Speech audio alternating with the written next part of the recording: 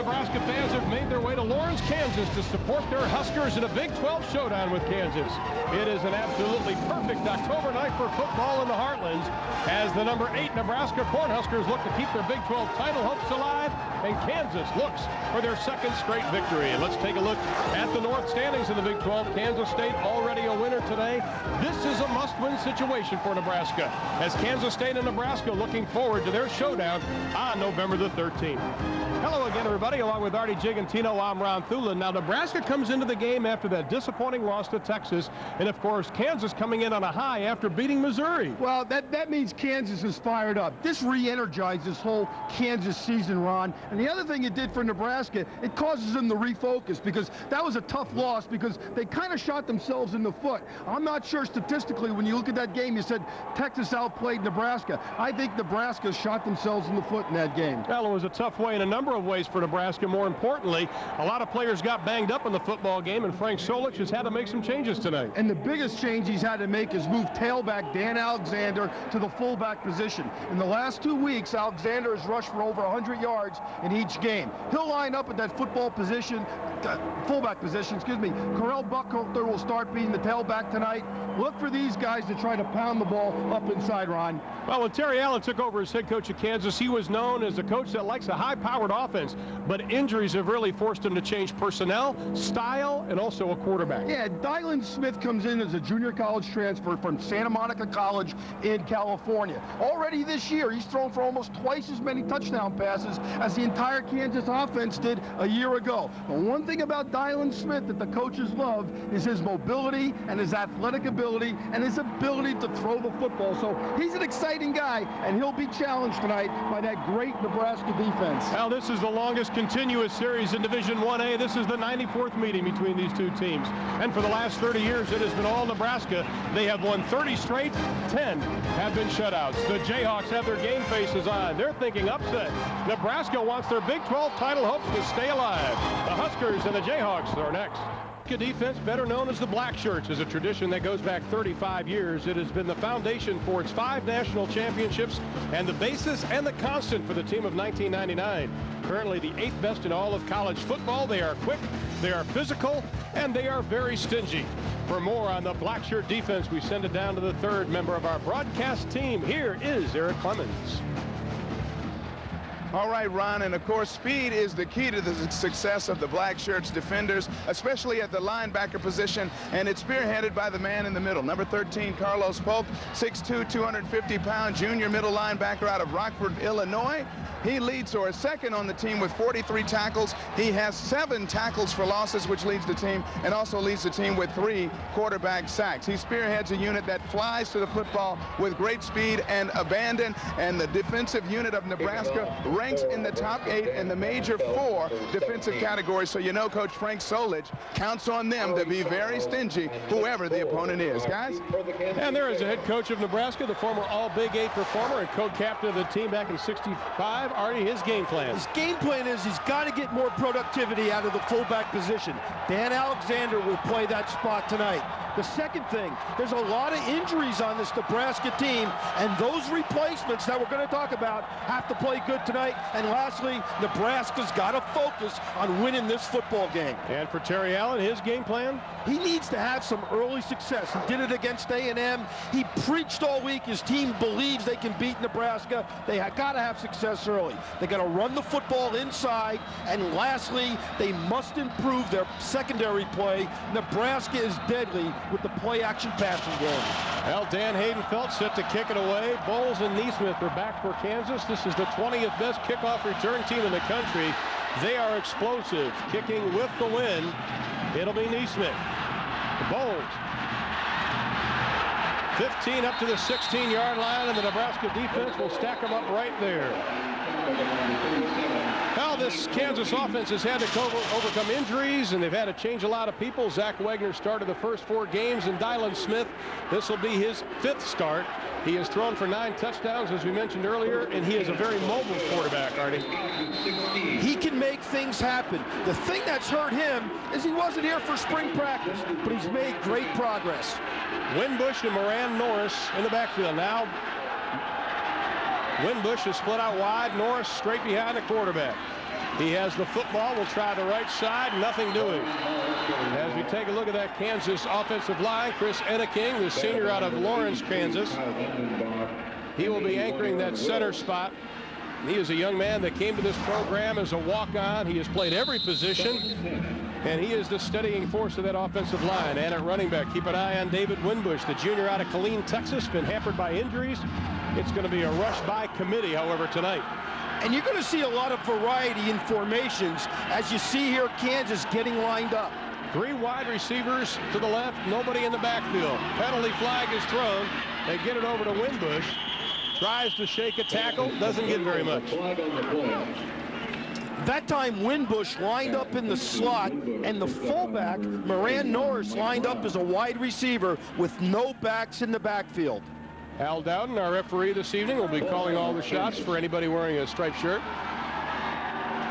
And let's take a look at the black shirt defense. Number 3 in the NCAA. Kyle Vandenbosch, ankle injury versus Texas. We're not sure how much he's going to be playing.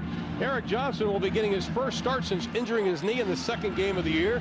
He's been a 2-year starter. And in the secondary, they call him the cleanup man, Clint Finley, the free safety out of Cuero, Texas. And there is Clint Finley. His father is a high school football coach. Penalty, by the way, was declined. That sets up a 3rd down and 9 situation for the Jayhawks. Only 38% on the year. They've had trouble on their first possessions all year. In fact, in the first quarter, they have not scored a touchdown in 6 of the 8 games, and you can see what they've done on first possession. And that statistic and that graph there really frustrates head coach Terry Allen. Winbush in motion. Nebraska brings 4, pressure on. Smith gets away. Dumps it off to number 88, David Hurst, the tight end, and he will be right at the first down marker, probably a little bit short. Kyle Vandenbosch showed no ill effects of that ankle injury as he put the pressure on. I talked about Smith's ability to turn a negative play into a positive because of his feet. That was a great example of his ability to escape danger. And they're going to have to measure this one. And the one thing Dylan Smith has brought to this Kansas offense, Ron, is it's put a little bit more pressure on the offensive line because being more of a movement-type quarterback, they have to hold their blocks a little bit longer. And Zach Wagner was more of a stand-up quarterback, just stay in the pocket. He was able to move. Kansas did get the first down. But give the quarterback all the credit in the world for his escapability on that one. That is a moral victory for the Jayhawks. Dylan Smith, 6'1", 190 pounds. He's got a great arm, sort of has a JUCO mentality that they're trying to break him, but the young man only got here in August, and this is a complicated offense to try to learn. And once again, you see no backs in the backfield right there. 3 or 4 receivers to the top of your screen. 5 being rushed. They swing it out to Harrison Hill, who drops it. When they have those 4 wide receivers, Smith has the option of calling the play at the line of scrimmage. And what he wants to do, he wants to take a quick drop on that because you're trying to spread out Nebraska's defense. It's 1-2 and throw the ball outside to Hill. Now he's got to catch the ball, obviously, and run it up the field. But that's a good example of a 2-step drop that time by the quarterback, Dylan Smith. Well, Terry Allen thought they wanted to try to bang it on Nebraska. So far, they're not. They're putting it up again. Smith, 3-step drop, trips, fumbles. And it'll roll out of bounds at the 12-yard line. It'll be Kansas's football. That'll be a loss of about 14 on the play. Smith is slow to get up. Nebraska is audibling to a blitz every time they line up. Kansas does, with no backs in the backfield. You're going to see Tony Ortiz, number 37, come off the corner and just level Dylan Smith after he gets knocked down by a leg of one of his own linemen. But Nebraska is pressuring this empty formation. Well, that brings up 3rd down and a bunch. 3rd down and 25, exactly what the Kansas coaches did not want to happen. Now they'll have somebody in the backfield. Winbush at the tailback spot. They run the draw. Winbush just trying to give their punter some running room. He makes his way up to the 15-yard line. And punting against a pretty stiff wind will be Kansas. Eric Johnson on the stop. There's Terry Allen in his 3rd year, the former quarterback at Northern Iowa. Said he was an option quarterback who tried to throw the football. Even had a tryout at the NFL with the Tampa Bay Buccaneers. He said the highlight was getting a locker next to one of the Selmans. Nebraska is dangerous, not only in the punt return part of this game, but also in the punt block. They've blocked 4 punts already this year. Ofanio set to kick it away to Walker. Line drive should be returned at the 47-yard line. Hit immediately and dropped as Walker. A 38-yard kick, only 2 on the return. And the Nebraska offense, 8th best rushing in the NCAA. They're led, of course, by their quarterback, Eric Crouch, who had a big game in a losing effort last week versus Texas, threw for over 200 yards. He said, most of the blame I'm going to shoulder. I'm the quarterback. I should lead these guys. He had a couple of fumbles in the game that were costly, but he is quite a competitor, and it's been fun to watch his progression throughout this year. From the I formation, Alexander, the fullback, Crouch keeps it on the option. Still on his feet. That will be close to a first down before Carl Neesmith, out of the free safety, made the stop. The offensive line of Nebraska, Dominic Raiola, the sophomore out of Honolulu, Hawaii. 77 pancake blocks this year. That leads the team. And to the wide receiver spot, Matt Davison. He's the leading receiver, the junior out of Tecumseh, Nebraska. Had 6 receptions, 6 receptions away from the top 5 in Nebraska history. Second down, we'll call it 1 for the Huskers. Straight ahead with Buckhalter. He gets the first down with about 5 to spare. And the Kansas defense coming off that shutout of Missouri last week. Deion Rayford, the junior, leads the defensive line in tackles. He has to play big tonight. Andrew LeClaire at the linebacker spot, the sophomore from Mayville, North Dakota. He's the leading tackler. And in the secondary, Carl Neesmith, second straight start at free safety. He's still learning this position. Look for Nebraska to try to take advantage of that and attack the secondary. First and 10, a little razzle-dazzle. Bobby Newcomb trying to get to the outside, and he is going to be run out of bounds at the 39-yard line. Nebraska is trying to get Bobby Newcomb involved in the game more, pitching the ball on options, throwing him passes, but also giving him reverses coming back. You're going to see the ball given to Buckhalter. He turns around, gives it back to Bobby Newcomb, but the defense from Kansas, look at all those guys right there, do an excellent job of swarming the football. That's good, fast defense against a great athlete like Bobby Newcomb. Second down and 14. This is a team that had 5 fumbles last week versus Texas. They lost 3. Some running room. Buckhalter gets to the 35, and he is going to be stacked up. Maybe got a yard on the play. Nate Dwyer, who will be rotating with John Williams at that nose tackle spot for Kansas on the stop. The pitch is the key. If you can rally to the pitch and make the quarterback pitch the ball, which is exactly what Kansas is going to do today. You see Chaz Murphy, 97, take the quarterback, and his partners all run and gang up on the pitch man. Again, a good example of the speed of the Kansas defense and the inspiration in which they're playing with today. Third down and 9. Wilson Thompson to the right. Crouch looks right, looks over the middle, and it is almost intercepted. Right into the hands of Andrew LeClaire, who was looking for his first interception of the year, and he couldn't get the meat hooks on it. And you know, he was there. He saw that the whole time. Crouch did not see the big 6'6", 245-pound sophomore. You're going to see him to the left of your screen, number 55, and Eric Crouch never, ever sees him. He was going to throw a curl behind him to Bobby Newcomb. But you know what? You got to catch those. And the guys are not going to stop kidding him all week, because when you get one in your hands, you got to catch it. Well, his dad was Mike LeClaire of the NFL. Kansas has nobody deep. Hayden Felt to kick it away. 6th best in the NCAA. Great coverage. Matt Davison, It's taken by Nebraska at the Jayhawks. Hayden Felt gets it. Keo Craver comes up with the catch right at the 2-yard line. No score. We're in the first.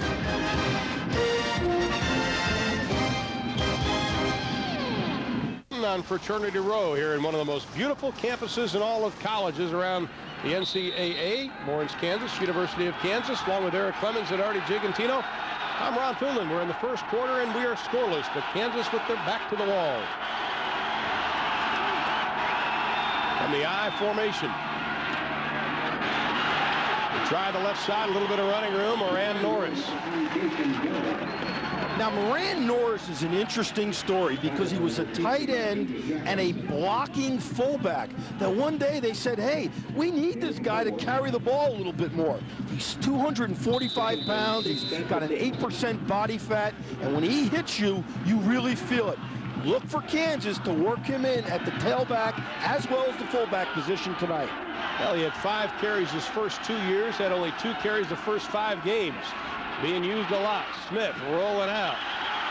Pass is incomplete. They say it hit the ground at the 13-yard line. Michael Chandler, the senior out of Kansas City, Kansas, the intended receiver.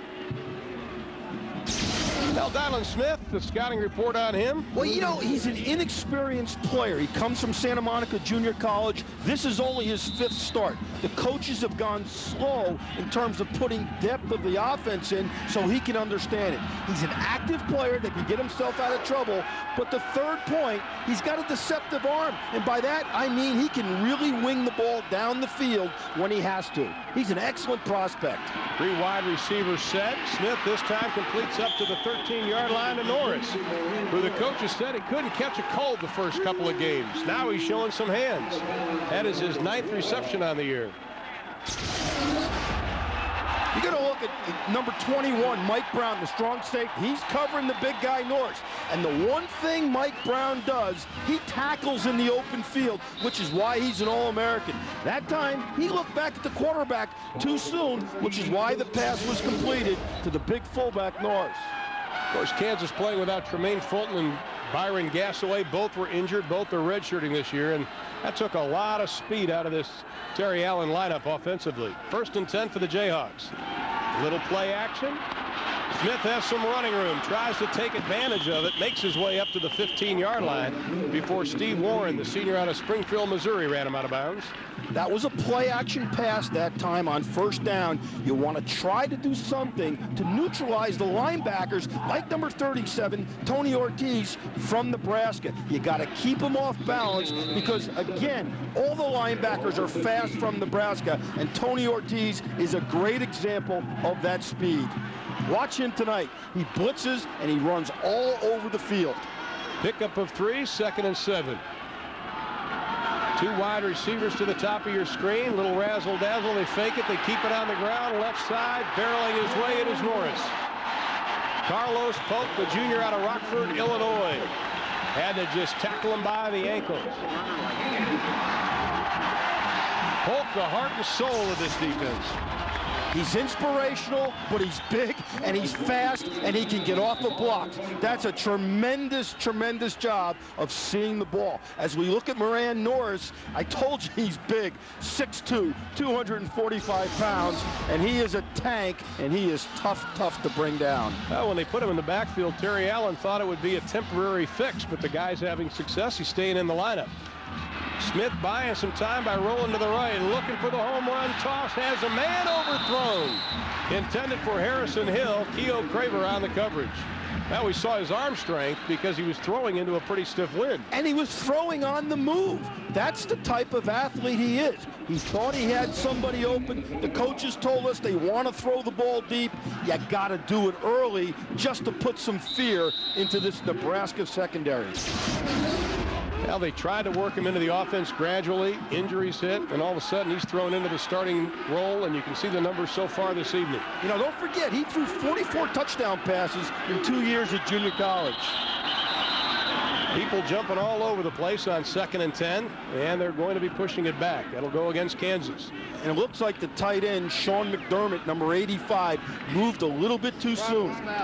False start for the offense. 5-yard penalty. Still 2nd down. You know, that happens, Ron, a great deal when you're playing Nebraska's defense because they get up on the line of scrimmage and they put so much pressure on you, you think they're coming all the time. And tight ends like McDermott and offensive linemen sometimes jump. Now, one thing Kansas did against Missouri, and they would love to do against Nebraska, is shorten the game. But they're coming out winging the football tonight.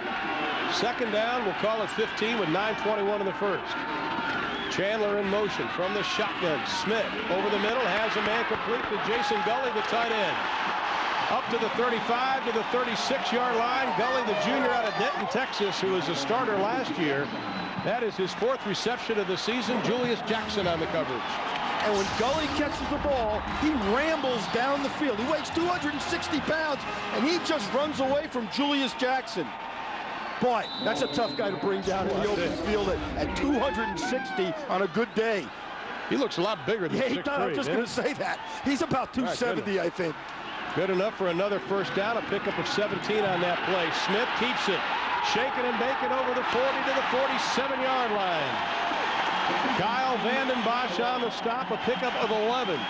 Another Kansas first down. They're moving the football. And this was the early success we talked about at the beginning of the broadcast that Terry Allen's football team and his offense needed, so they can get a belief that they can beat Nebraska. You got to be successful early in the game. Well, we were wondering about an emotional hangover that Nebraska may have, because obviously they have a big game coming up next week. The Huskers do. And you know, the next couple of weeks are tough for them with Texas A&M and Kansas State. Still a lot of time left in this football game. 1st and 10, Smith feeling some pressure, lets it fly right side, wide open at the 35-yard line. It is Chandler. He is one tough cookie. Number 86, Michael Chandler. Pickup of 19 on the play. This is a young man that back in February had some men break into his apartment. They shot him in the leg, and he's recovered from that. He's back on the football field. Watch Smith now drop back and make this play. He's going to go back. He's going to take a look at the secondary. Nebraska is playing man-to-man. They run a wheel route on the top here, which allows Chandler to come open. Excellent design, but they just tricked the corner and the safety from Nebraska with the wheel route. Keogh Craver has got to take the outside man on that as we get a good look at Michael Chandler. Smith 5 of 8 throwing the football. And we're seeing something that has concerned Nebraska the last couple of weeks, and that's getting pressure from their defensive end spot. Charlie McBride saying, we haven't gotten any the last couple of weeks. We've got a timeout. 8:37 in the first. The Jayhawks are moving on the Huskers. No score as Terry Allen's troops started this drive on the 2-yard line, and Kansas has a history of long runs against Nebraska. 36 years ago, almost to the day, Gale Sayers, wearing number 48, went for a 99-yard touchdown run versus the Huskers. The bad news is Kansas lost the game 23-9. However, Gale, of course, inducted into the NFL Hall of Fame in 1977 at the age of 34. Youngest person ever elected into the Hall. And, of course, Gale Sayers and John Hanel, former quarterback, gave the pep talk last week prior to the Missouri game. Got the team fired up. 1st and 10, ball on the 33. Norris in the backfield, straight ahead. Fighting his way to the 30-yard line, following behind the blocks of Enneking, Owen, and Hunt. Terry Allen's offensive staff has done a good job so far in this first quarter of keeping these guys, the Nebraska Black Shirts, off balance. And that's what you have to do, because Nebraska is too fast. You got to hand the ball off inside, run the power play. You got to open it up with no backs in the backfield. You got to run a little shotgun. Frank Solich and Charlie McBride, the defensive coordinator, know that this game is not going to be easy tonight. Smith with time again, overthrowing. Intended for Michael Chandler. You know, this was a difficult chore for Dylan Smith to come in. He got here on August 1st and, you know, really learned the quarterback system. Most quarterbacks mature when they redshirt, and then they play a little bit as a freshman or sophomore, and then take over as a junior. But he's made remarkable progress since August 1st to right now in learning and being able to engineer this offense for Terry Allen. Kansas has been successful so far tonight on 3rd down conversions. This is 3rd down and 7. Again, an empty backfield.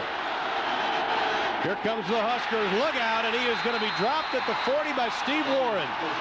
2nd sack of the evening. They didn't have any versus Texas last week.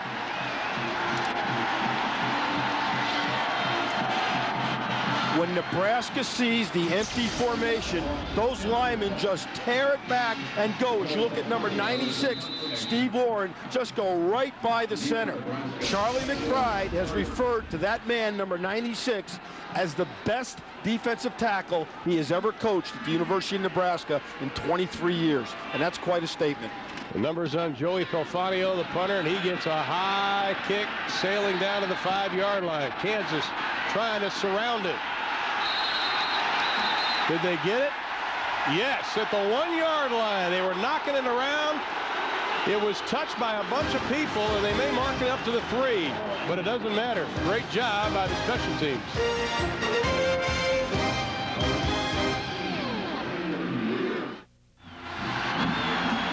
Brandon Weir with a great defensive play.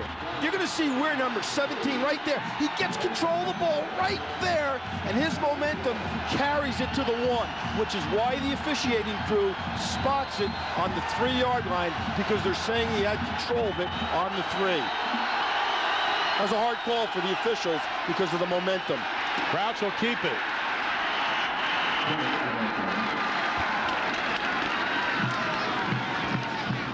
Trying to make something on that running game. You know, when you talk about stopping a Nebraska defense or offense, the first thing you want to do. First thing you got to do is stop the quarterback, because the quarterback is the guy that makes it go. And Eric Crouch has been the guy that's the catalyst of this Nebraska offense this year. As he goes, so goes the offense. Yeah, you try to stop the fullback first, then you get the quarterback, and that's exactly what they did on that play. Down at the 1-yard line. Marcus Rogers, number 8, does a great job of getting up the field. When we talk to the defensive coaches from Kansas, they talk about penetration, penetration, penetration, and that's exactly what happens. As you see Rogers, number 8, just chase down Eric Crouch from behind. When you have the handoff, like he fakes the ball to Alexander inside, the quarterback has got to slow down. Excellent, excellent penetration by the Kansas front. That sets up a 3rd down and 11. Great shot from the backfield. Crouch looking to put it up. Has some time. He just barely gets out of the end zone. Pulled down to the 1-yard line by Chaz Murphy, the junior out of Galveston, Texas. What a defensive stand by Kansas. And that was a play-action pass that Kansas was ready for. Nebraska, in situations like that, run 1 wide receiver on the pattern. But Terry Allen's defense was well prepared for that play in that situation. Henry Childs set to return the kick. He is standing right at the 50-yard line. Dan Haydenfeld. Last week's game, the first time this year, he had an average under 40 yards. Here comes Kansas. They block it!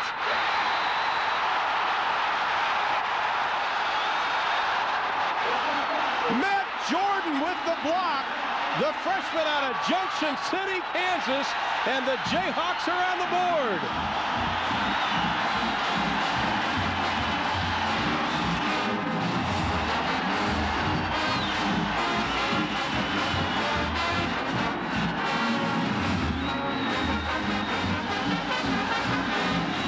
Kansas worked diligently all week on blocking punts.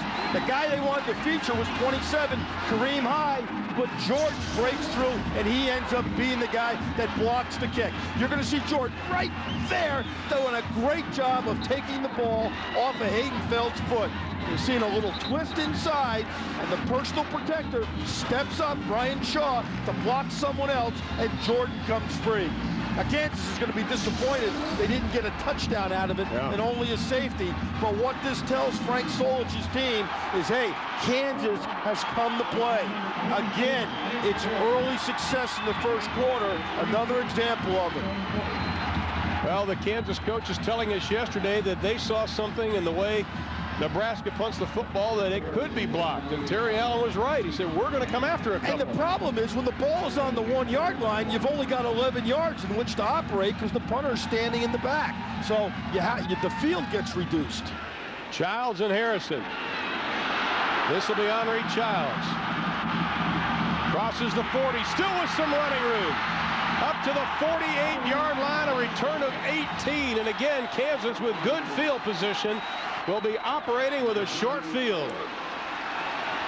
Well, tomorrow at 11 a.m. Eastern, 8 Pacific, it's the NFL This Morning. Host Chris Myers is joined by 7-time All-Pro Jackie Slater, former Coach of the Year Marv Levy, and 4-time All-Pro Chris Spielman. This week's special guest is Tampa Bay Buccaneer All-Pro defensive lineman Warren Sapp. Two-time All-Pro, leads the league with 7.5 sacks. And the Tampa Bay defense is ranked as the league's best. That's the NFL This Morning, tomorrow at 11 a.m. Eastern, 8 Pacific on Fox Sports Net. Check your local listings. Look for Kansas here to try to make a big play. They bounce out the left side. Moran Norris gets into Nebraska territory before he is ushered out of bounds at the 48-yard line. Mike Brown on the stop, the senior out of Scottsdale, Arizona. And that's two good athletes competing in the open field. Norris, who's a big guy to tackle, and Mike Brown, who's the best tackler, arguably, on this Nebraska defense. But if you're Kansas now, you want to be able to capitalize either with a field goal or a touchdown on this great field position. Well, Kansas is going to have to burn a timeout because Jason Gully, number 80, came running in, and I think they may have had too many men on the field. So instead of the substitution penalty, they'll burn a timeout. And, you know, that's what happens when you're shifting personnel in and out all the time. Kansas uses between 4 and 5 tight ends each and every game. And it gets confusing sometimes because they not only line up in the tight end position, but also as a wide receiver sometimes. Well, Kansas, that is the first points they have scored against Nebraska in a couple of years. They've been shut out the last 2 years, and Eric Clemens, I tell you, the excitement seems to be... All right, Ron, you know, every play is a battle in this football game to the Kansas Jayhawks, and they are cheering and rooting every play, and with every bit of success they have, everything's going nuts here on their bench, and the cheerleader is, of course, Terry Allen out on the field with no headsets and fists up in the air, and right now things going well with them ahead 2-0. Back upstairs to you guys. You know, after shutting out Kansas the last 2 years, you got to go back the last 4 meetings. Nebraska has outscored the Jayhawks. This is unbelievable. 180-10. Amazing. Just absolutely. And we've done about 3 of those. I think we have. And it's just been totally dominant by the Nebraska football team. Different story tonight. Look for some razzle-dazzle. There it is. Smith is wide open and is going to be intercepted. Great job by Mike Brown coming from that rover spot to pick up his second interception. Smith was open for a moment.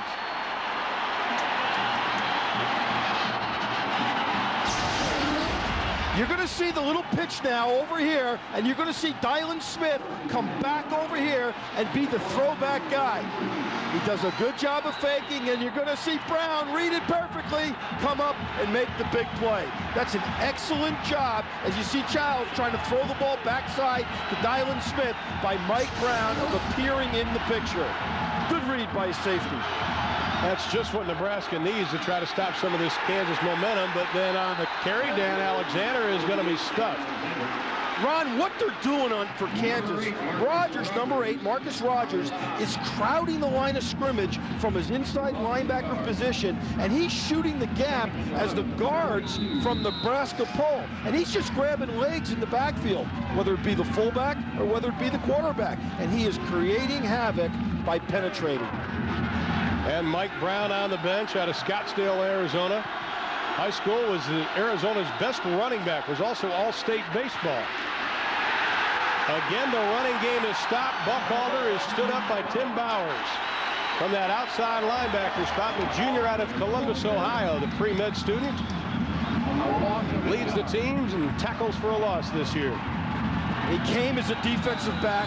He's added 25 pounds, and now he's just an outstanding leader as a junior and a co-captain. You can see he's got 6 tackles for losses this year, and that was a picture-perfect tackle. Nebraska only 13 yards on 9 rushing attempts, facing a 3rd down and 12. 2 wide receivers to the right, and Crouch is looking for him. The pass is tipped, incomplete. Intended for Matt Davison, but excellent coverage not only by the secondary, but everybody wearing a blue jersey. This is hustle with a capital H. Kansas is inspired. Watch all the blue shirts get around the football. The ball gets tipped up in the air by number 97, Chaz Murphy, but everybody is swarming around the football tonight for this Kansas Jayhawk defense. Dick Mosley, the secondary coach, told us yesterday his football team, his defensive football team, is ready to play. And he was right. Chaz Murphy's big at 6'4", and he used every bit of that. Haydenfeld, again, last punt was blocked. Childs run back to the 10. Dancing around, and he's going to have to take a seat after a pickup of 3 for a Dr. Pepper game break. Let's send it to our College Football Saturday studios with Kevin Frazier.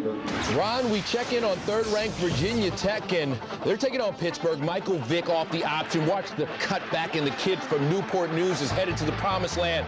Gotta ask Artie. Ronald Curry got all the hype in high school, but Vick, the man now. Vick is playing, Kevin and Kellen, with a great defense. That allows him to maybe be a little bit freer as a quarterback. When you look at Tech, remember, best special teams in the country, one of the top defenses in the country. It really helps him. First down and 10 from the 13. Chandler in motion. They keep it on the ground, straight ahead. It is Winbush, and that's the David Winbush that we come to love the last couple of years.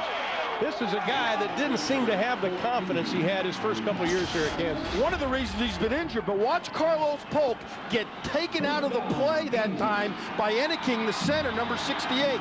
It was a delayed draw, which was why Polk hesitated a little bit, which allowed Enneking to get to him. Now Winbush has got a concussion versus Colorado, has been trying to get over an ankle injury.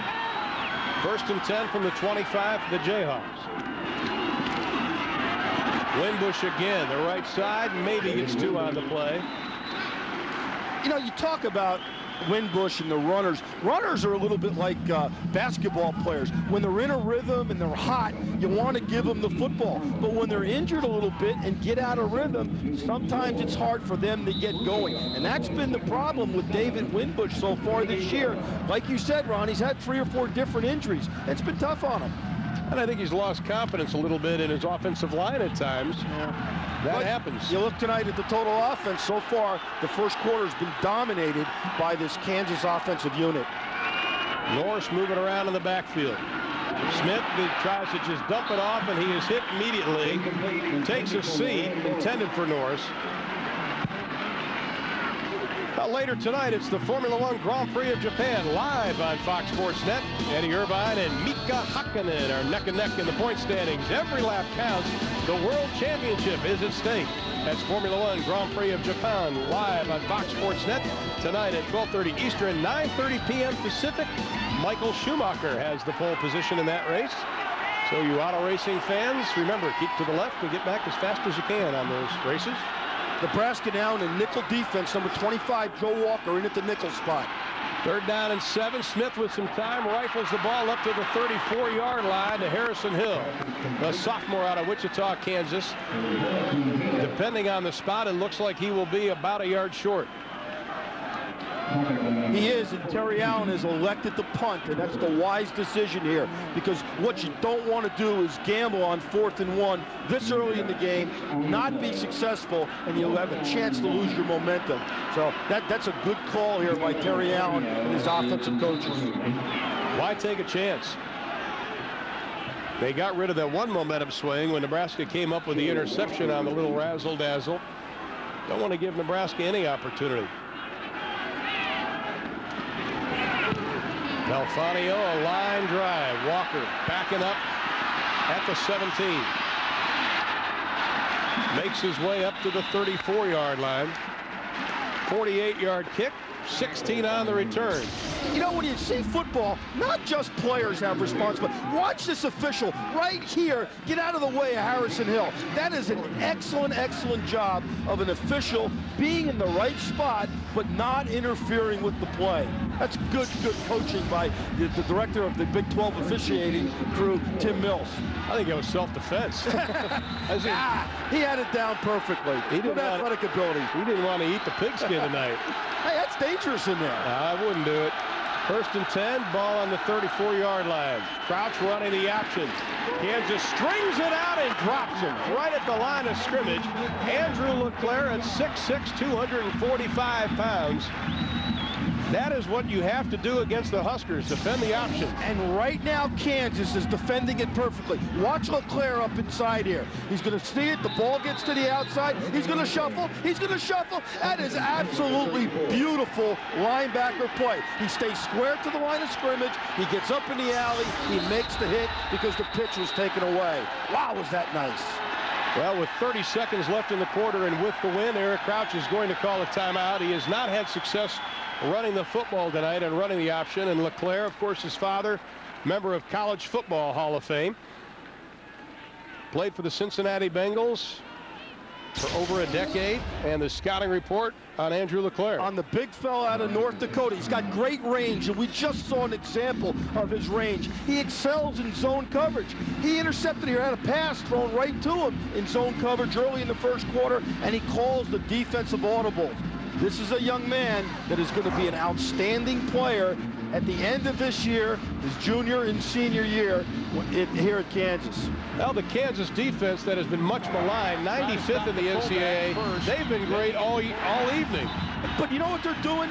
They're coming up the field, they're being aggressive, and they're penetrating, and they're passionately running around. But the special teams are also helping them, obviously, when Jordan blocks his punt for a safety. Punt blocks, to me, are the biggest momentum changers in all of football. And that has given Kansas a 2-0 lead, 30 seconds left in the half. Second down and 10 for the Huskers. Kansas showing blitz, bringing a lot of people. They throw it out in the flat, complete to Davison. He is going to be run out of bounds at the 43-yard line. Tackled by number 10. That'll bring up a third down and probably one.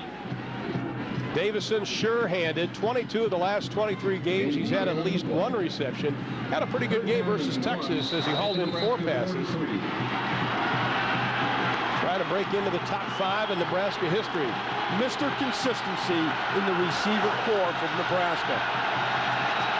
Third down and a yard. Straight ahead, stuffed.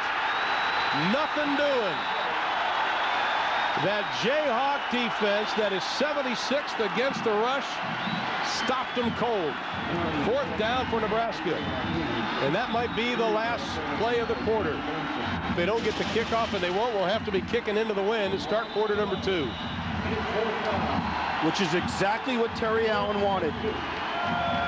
Kansas has come up with a safety. It's Halloween Eve. And right now, the Jayhawks with the lead. Quarter 2 straight ahead.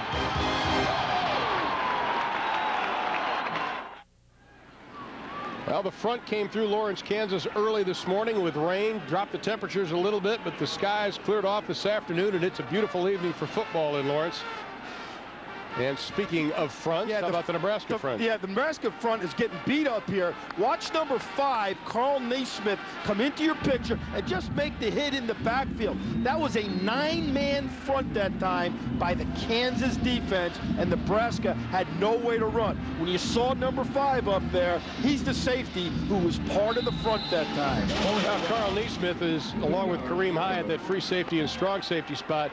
The coaches said these guys, they're not sure of anything because they're so young and they're just learning their position. Nebraska set to kick it away, 4th down and 2 as we begin quarter number 2. Haydenfeld gets a boomer into the wind. Kansas going to let this thing drop, and it'll roll out of bounds right at the 10-yard line. Excellent kick of 48 yards for Dan Haydenfeld, who's currently ranked number 6th in the NCAA.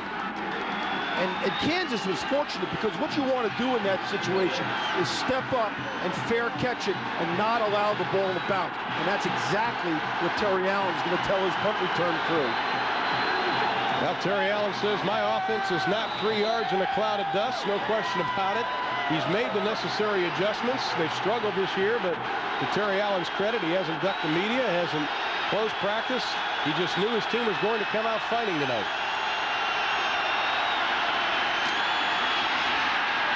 Straight ahead with Mitch Bowles, the senior out of Las Vegas, bounces out to the outside, and he gets to the 12-yard line.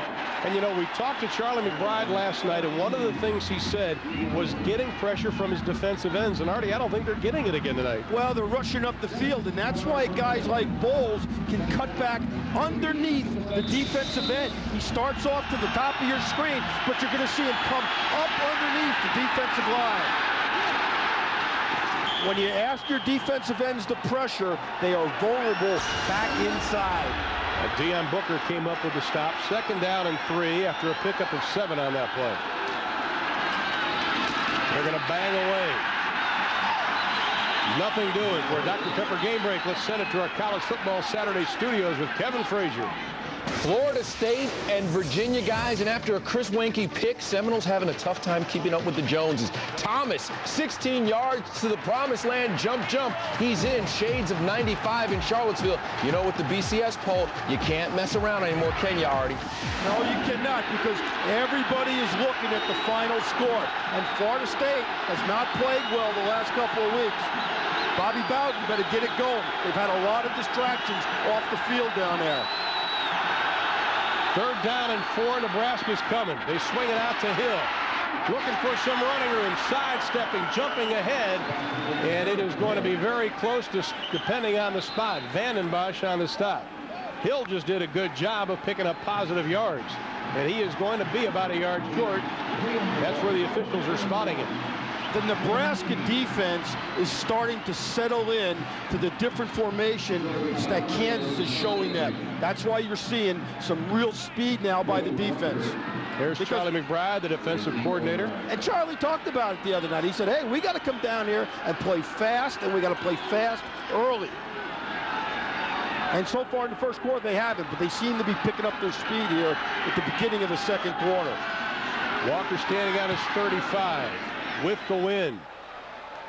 That is exactly where Walker will start.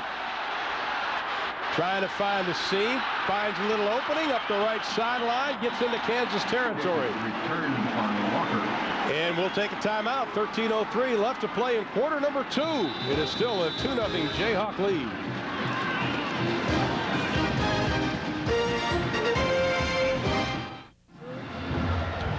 Eric Clemens back on the field here at Memorial Stadium in Lawrence, Kansas, where the Jayhawks are leading 2-0. Their special teams come through with a block punt for a safety. Kansas dominating in total yardage. Nebraska's linebacker still flying around. Polk with 3 tackles so far. Ron and Artie? All right, that's our national game summary. 1st down and 10 for the Huskers. Crouch looking for a little screen pass. Slipping and falling is Correll Buckhalter, and he will lose a couple of yards on the play. One thing that Kansas wanted to do is obviously physically they don't match up man for man against the Nebraska defense, but they wanted to play assignment defense, Artie. Well, they are playing assignment defense, and they're being simpler. Terry Allen told Ardell Weekend and Dick Mosley, his defensive coaches, he'd rather do less on defense with, quote, better athletes. That is why Kansas has made some personnel adjustments here these last 3 or 4 weeks. They got their better athletes on the field. On 2nd and 14, Crouch looks, almost picked off. And that's one of the guys I was talking about right there, Mohamed Abdul-Rahim.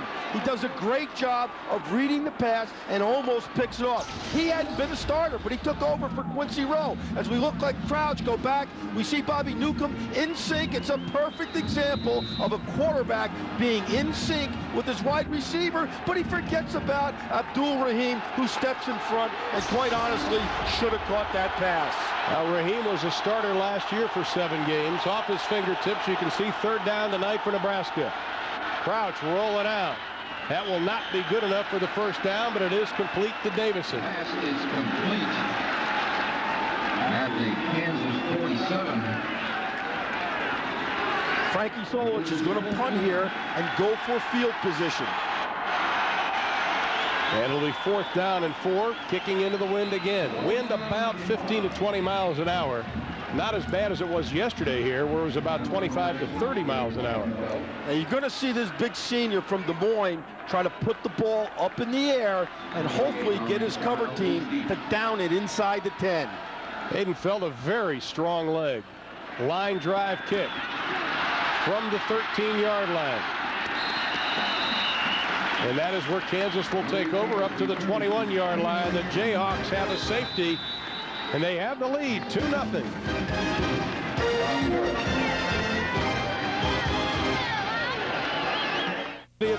Kansas, along with Artie Gigantino and Eric Clemens, I'm Ron Thulin, welcoming you back to Memorial Stadium with 12:07 left in the second. Kansas leading Nebraska 2-0, and they have the football, 1st and 10. Smith, little play action pass, has some time, fires, passes complete up to the 34 to the 35-yard line. Again, it is Harrison Hill, guarded by Keo Craver. Hill, just a sophomore, Also plays on the Jayhawk baseball team. He does a great job when Smith is scrambling around because Nebraska is in man-to-man coverage of fighting to get free. And that's exactly what he does as he turns inside from Craver. Now, the quarterback sometimes pays the price for scrambling around, as you're going to see Smith just get knocked down. And it wasn't too hard, but he still gets knocked down to the ground. Smith keeps it. Hurdles over one tackler and gets up to the 40-yard line, a pickup of about 5 on the play. And ironically, Dylan Smith told us yesterday, I don't want to be a running quarterback. I want to be a throwing quarterback. I didn't believe him when he said that because he was kind of giving us a smirk. He's a guy that can do a lot of different things. And in this offense, he's going to have to run a little bit more. And tonight he's had 8 completions, but the key statistic here is to 6 different receivers. Plus he's avoided about 3 sacks already. On 2nd and 5, Nebraska bringing a bunch of bodies. Smith swings it out to the left side, complete to Winbush. He lurches forward, good enough for a first down. And the Jayhawk fans are ecstatic, Eric. All right, Ron, I'm here with the Hawk Club.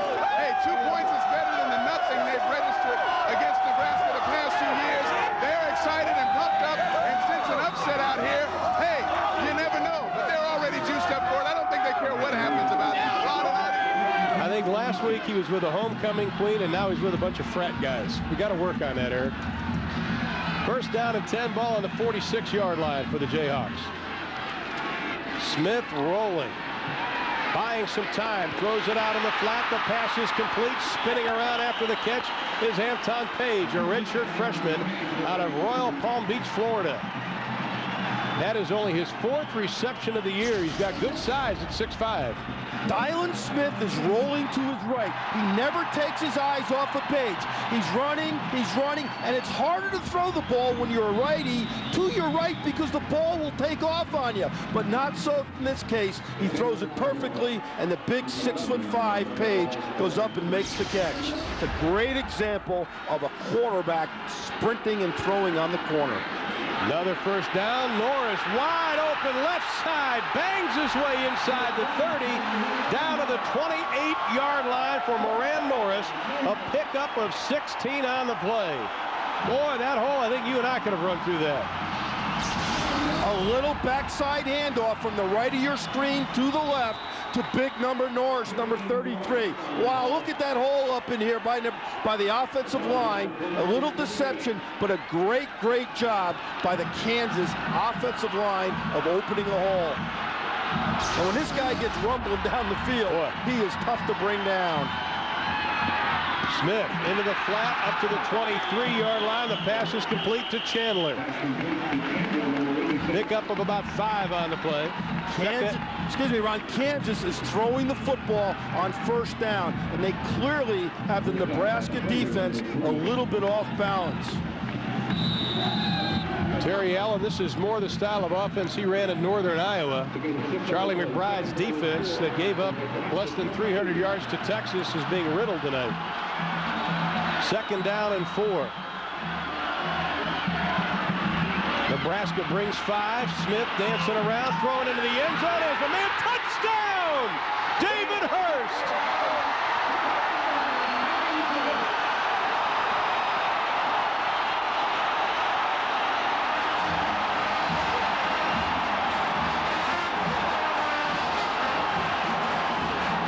The mobility of the quarterback will get you out of trouble and create a potential negative play into a positive play.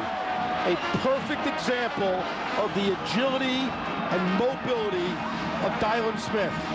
Now they're waving the wheat in Lawrence, Kansas.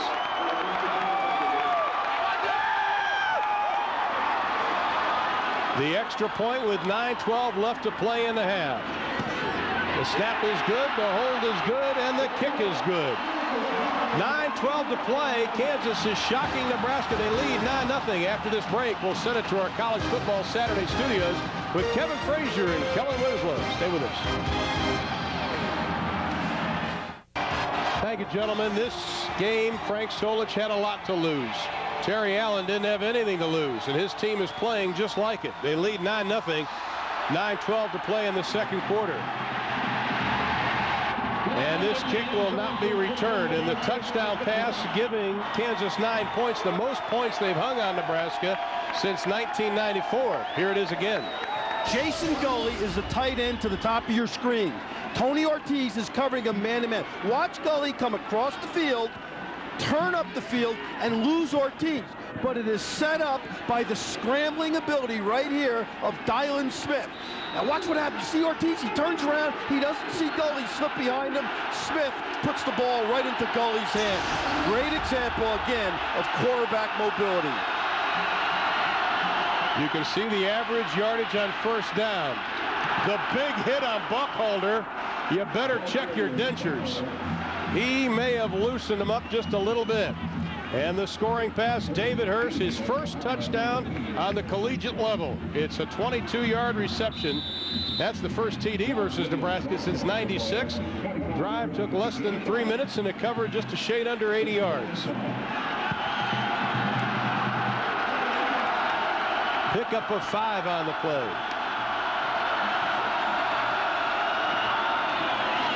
They keep it on the ground. Buckholder hit, bounces out, slips and falls as he gets to the 34.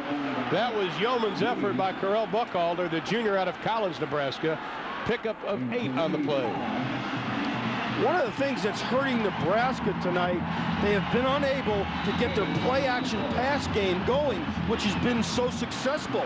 That's why Kansas is playing 8 or 9 guys and not allowing Nebraska to establish the running game. 1st and 10. Crouch will put it up. Incomplete. Intended for Aaron Galladay, the redshirt freshman out of York, Nebraska. There was an example of the play-action pass, but obviously for Nebraska, it was unsuccessful. Frank Solich knows this is a high-risk offense, but the option does give you that big play potential, but we haven't seen it yet, but you know it's in their bag. And since Frank Solich has taken over this football team and the offense, they have opened it up a little bit more. But these guys on this Kansas defense tonight are denying Nebraska everything, not only the finesse plays and play action, but the power running game and the option. 2nd and 10. Crouch is going to be sacked. Dion Johnson with his first sack of the evening, the 3rd sack of the year. Marcus Rogers is all over the place. Watch him right here. He's going to come up the field, and he's going to be part of the pressure inside on Crouch. He's the guy that initially makes Crouch step out of the pocket and step into the sack. Marcus Rogers is playing like an all Big 12 linebacker this evening. They allowed 7 sacks the previous 2 games. On 3rd and 13, Crouch barely gets it off to Newcomb, and he takes a hit. He is absolutely detonated by Carl Neesmith. That'll leave a mark. Carl Neesmith was inserted into the into the starting lineup last week against Missouri. This guy will be a National Football League player someday. What a hit. Oh, my. 6'3", 215 pounds, out of Butler Community College from Jackson, Florida. Boy, is he a good football player. Wide receiver and a quarterback, Ron, in junior college. Boy, he's got some hit on him. He's got some pop. Hayden Felt looking for Henri Childs. A good high kick. It'll be short. Nebraska gets a bounce, and it continues to roll inside the 20. They get a great break as the ball is going to be stopped at the 13-yard line. A 53-yard kick for Dan Haydenfeld. This is a young man that in practice earlier this year had a 93-yard kick, so you know he has a very strong leg. Well, Sunday at 9 p.m., it's Going Deep with host Chris Myers. Chris will go one-on-one with the man who revolutionized his position, Lawrence Taylor. Plus, we'll have a report on fantasy football and take a look at the evolution of NASCAR. Going Deep, the show the critics call the 60 Minutes of Sports Television. With Chris Myers, Sunday at 9 p.m. on Fox Sports Net. Kansas 1st and 10 from their own 14-yard line, leading 9-0. Smith Holds on to the football and takes a seat back at the 9-yard line. Eric Johnson, the senior out of Phoenix, Arizona, the 3rd Husker sack of the night, and also his 3rd sack of the year. You know, Johnson, as you talked about before, missed a couple games due to a knee injury, but he's come back and he's played well last week, and he's playing well so far tonight. That was a covered sack that time. The secondary from Nebraska blanketed the Kansas receivers. There was nowhere for Smith to throw the football. Nebraska defense ranked in the top 8 in 4 categories. You see Nebraska's defense now walking up and playing man-to-man. Hesitation. Bowles crosses the 10, and the boom is lowered on him by Craver. Brown stood him up. Craver took him home.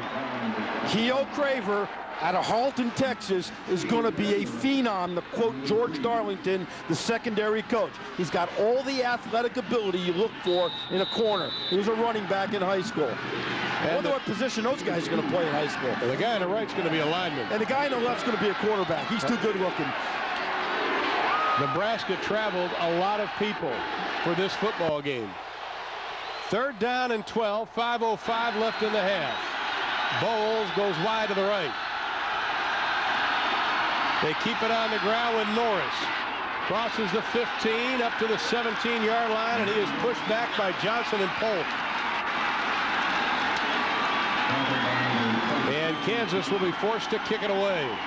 Best defensive stand by Nebraska so far this evening. One of the things the coaches discussed with us was because of the injuries, a lot of the Nebraska players were limited this week in their ability to practice. And I think that's showing a little bit here, especially early in the game. This is a situation now where Nebraska could come after the punter and try to block the punt in an effort to make a big play. And you see him moving around in there. Snaps a little bit high. Dolfanio gets it away. Newcomb at the 31-yard line. Has the wall. Gets a block. Cuts back. Still with running room. And he is going to be corralled inside the 40 down to the 38-yard line. Bobby Newcomb did a great job just getting away from the blue shirts. And he set up some great blocks. But this is why Bobby Newcomb wanted to go back to playing wing, because he loved to return punts as well as catch passes. And you see his great athletic ability in the open field in making tacklers miss because of his ability to cut back on a dime. Well, Chad Colner, the senior out of Salina, Kansas, who started at free safety last year, was injured on the play. And he just got nailed on a cutback block. Well, the return was 29 for Bobby Newcomb.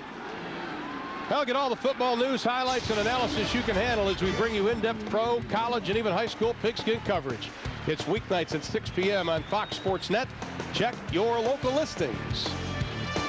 Now, Colner's going to be helped off the field. I think the bell may be ringing. Not sure where the phone is. Nebraska, short field to work with. 1st and 10. From the Kansas 39-yard line. They keep it on the ground, and the Jayhawks are there to stack them up. Loss of 1 on the play. The Kansas linebackers are doing a tremendous job tonight.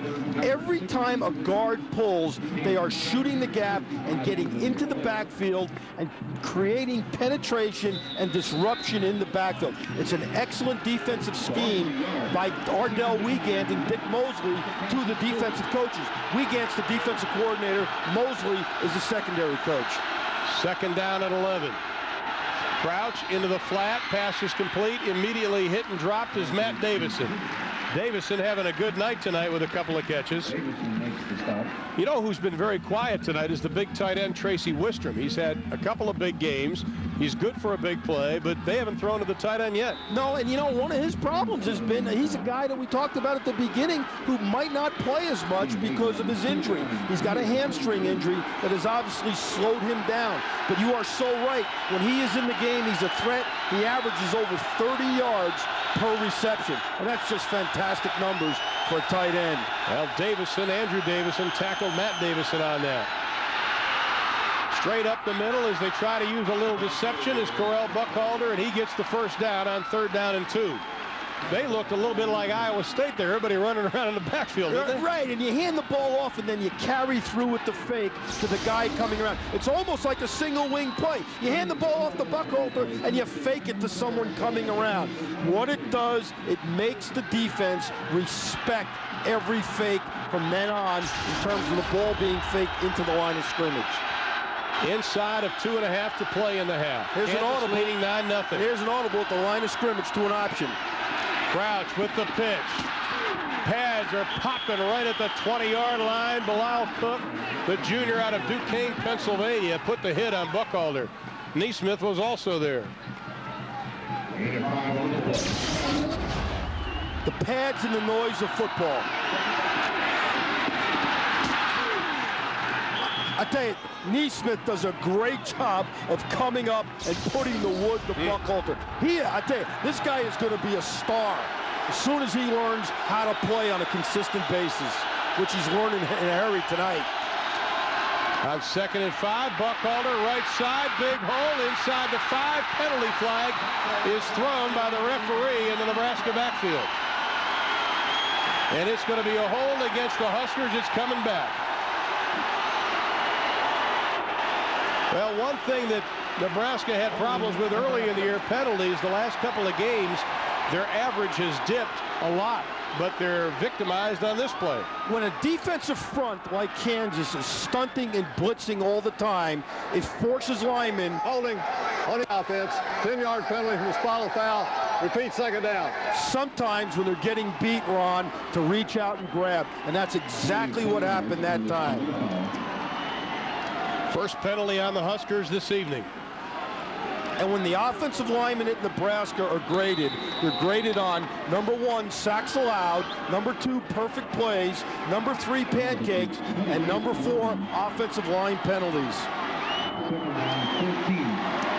2nd down and 14, 1:22 to play in the half. From the shotgun. Crouch rolling, firing, incomplete, intended for Davison again.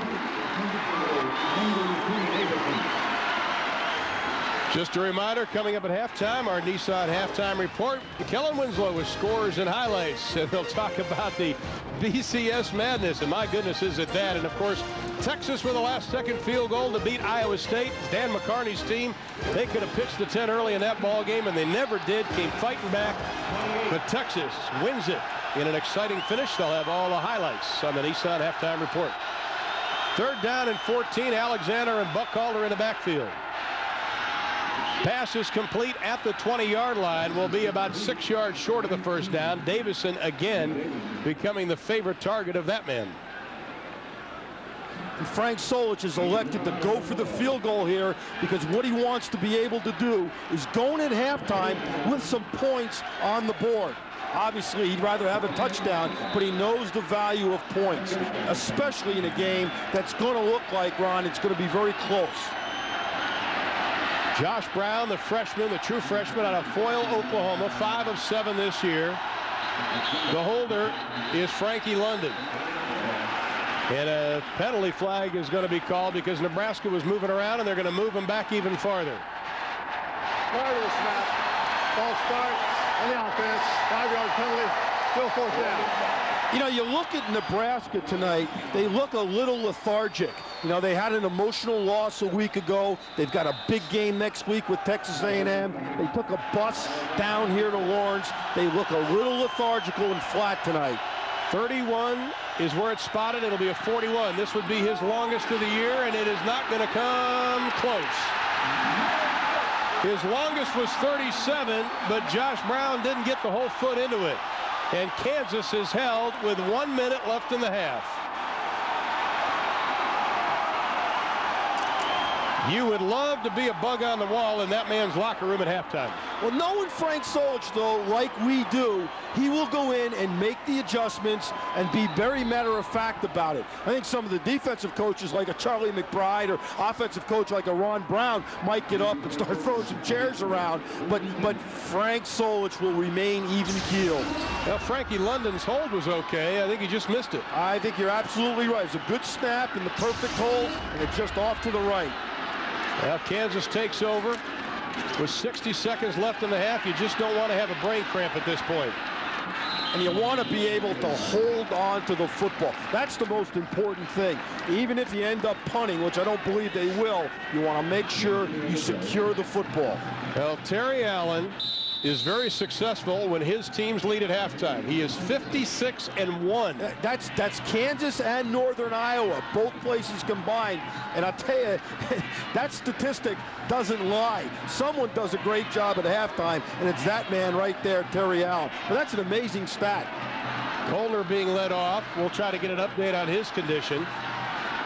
Inside of 20 seconds. Smith's just going to take a knee. What a shocker. The number 8 team in the country is trailing the Kansas Jayhawks, who are a huge underdog coming into this football game. A safety by the Jayhawks, a touchdown pass from Smith, and they lead 9-0. This is a huge shock, and Eric Clemens is with the coach who's leading right now. Eric? Boy, I tell you what, you guys were battling each play out there in the first half. You must be very proud of your team. First of all, why have you been so successful in the half, and what's going to be your message at the break, Coach? Well, in order to beat Nebraska, you have to believe you can beat Nebraska. And our kids believed it, and we came out. Now, whether we hold on, I don't know, but we came out, played hard, and that's what you ask them. Get something going early, and it'll be a fun second half. We're going to go, what I'm going to tell them is let's go play the second half like we did the first. Terry, good luck to you in the second half. Terry Allen is 56-1 in his career when his teams have led at halftime. Let's see if he can hold on for this one right now. Time for the Nissan halftime report, and our hosts, Kellen Winslow and Kevin Frazier. Guys. Southeast Nebraska High School. Still a lot of time left, but Kansas leads Nebraska at halftime 9-0 because of this man, Dylan Smith. And we talked about him being an active quarterback with a deceptive arm. He moves around, he throws the ball well on the move, and he can make a potential negative play into a positive by moving around. And Eric Clemens, you've talked to Frank Solich. Words of wisdom from Frank at halftime. Ron, I certainly did talk to Coach Solich. He said, listen, we just got to win individual battles. We're getting beat in every phase, especially on the interior line when we're on offense and they're on defense. If we start doing that and take advantage of opportunities, we'll be all right in the second half. Guys? We'll keep an eye on that. Craver and Walker are back to receive the kick, and the wind's blown over the ball off the tee. Walker far side. You know, you look at this first half, and statistically, Nebraska rushed for only 34 yards in the first half. And Kellen Winslow is right. I think Nebraska's got to come out and just forget the finesse part of this game and just pound it up inside against this Kansas front. With the win, the kick 5 yards deep. Walker will take a knee. The first half possessions for Nebraska look like this. Well, and Frank Solich and the offensive coaches are not happy about that because Nebraska's usually 5 out of 7 in terms of scoring in the first half. But it's a great job. You got to give all the credit to the Kansas defense of getting up the field and not allowing the rhythm of the offense from Nebraska to get going. And you can see the numbers on Crouch, 35 yards passing, 6 rushes, 4 yards. Alexander has 1 carry for 1 yard for the Huskers. Well, they're going to throw on first down. Crouch with some time going for Davison. He has him there at the 35. Penalty flag is thrown as Davison is down at the 18-yard line. The penalty flag was thrown at the 45. And that's the other thing that they never got going in the first half was the play-action passing game, sucking up the secondary and throwing the ball behind them, which is what Kansas was nervous about all week long. We have a sideline warning against Kansas, their first. Well, the play stands for Davison. It's a play-action pass in the backfield. You're going to see Crouch throw the ball, and Matt Davison get behind the secondary. Number 5, Carl Neesmith, thinking too much that time about the run, and the ball is thrown perfectly to number 3, Matt Davison. 63 yards on the reception. Davison with his 5th reception of the evening. 1st and 10. Ball on the 17-yard line for the Huskers. Straight ahead, trying to run the football with Buckalter. The Kansas defense is there. And, you know, one of the things we talked to Terry Allen about yesterday was, does his team have the ability to overcome a bad play or some kind of bad circumstance? Well, you're going to find out right here. And so far, what they've done so well on defense is get 8 or 9 guys around the line of scrimmage. The negative of that theory, though, is that you are vulnerable to the long pass. But all week long, they talk to their players about, hey, if you give one up, we got to come back and keep that belief there. On 2nd and 8, they go with Alexander. Fumble! Kansas has the football.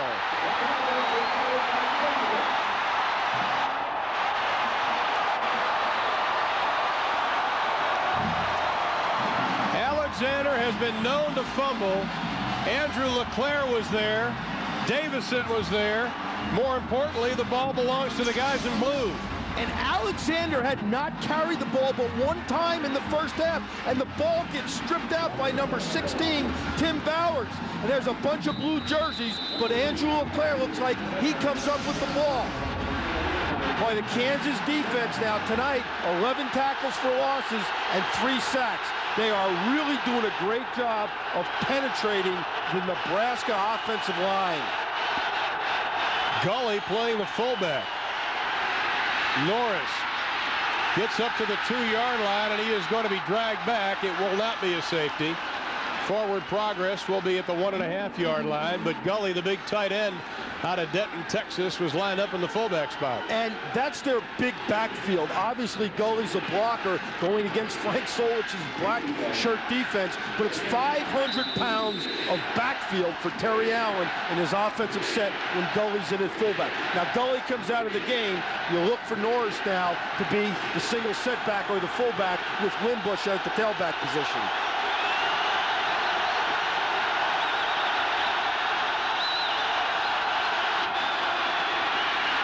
Spinning is Wimbush right at the line of scrimmage, nothing doing. The black shirts are there to meet him with force. Wills was there. Aaron Wills, the senior out of Omaha. And Aaron Wills is another guy. As you look at number 81 on the bottom here, that has been slowed up by injury. Tony Ortiz, number 37, into the play. Big old number 96, Steve Warren, coming across with number 70, Jason Roy. That is black shirt defense right there. Absolutely. 3rd down, we'll still call it 10. Smith lofting it up, has a man, and it is overthrown, intended for Michael Chandler. And the black shirts have held, and Kansas will have to punt from their own end zone. And that's a fade pattern against Ralph Brown, who's an All-American in his own right. The reason this is a good call here is that even if it's incomplete, the ball is very and it goes out of bounds. But you saw number 22 had blanket coverage. Dylan Smith made the right throw there because it got out of bounds. Well, Nebraska has blocked 4 kicks this year. Pelfanio standing right on the end line. And remember now, he's only got 10 yards or 11 yards because the ball's on the 1. Here comes Nebraska, and it is blocked. But Kansas gets a break as it doesn't stay in the end zone. It goes out of bounds at the 23-yard line. Greg List, the senior out of Valentine, Nebraska, got a hand on it. And that's what I was talking about. When the ball is on the 1-yard line, it's only 11 yards to the punter. It's normally 14 or 15. Now watch number 25 List get into your picture right here and do a great job of taking the football off the punter's foot. That's an unlucky end zone. I know. Kansas blocked the punt there. Now Nebraska has, but Kansas really gets a break here because the ball still was able to go about 22 yards up to the 23. But the field position is just outstanding. Straight ahead running the football. Coral Buckhalter again. Kareem High, the junior out of Garland, Texas, on the stop. Nebraska needs to score here because that will get them back into this football game.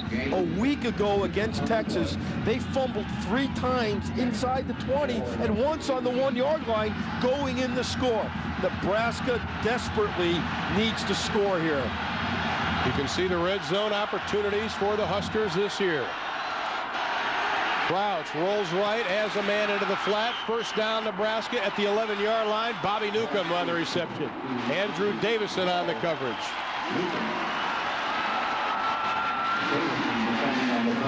One of the things that Nebraska likes to do inside the 20 or so-called red zone is to run sprint out type passes like you just saw, but also run an abundance of option. They like to run the option down here because it gives their quarterback, Eric Crouch, a decision and a choice. Alexander and Buckhalter in the I formation.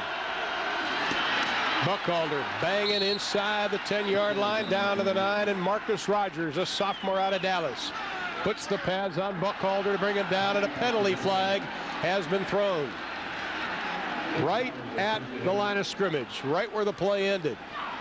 And I think it's against Nebraska because they're walking backwards. Dead ball. Unsportsmanlike after the play. Against the offense. 15-yard penalty. It'll be third down.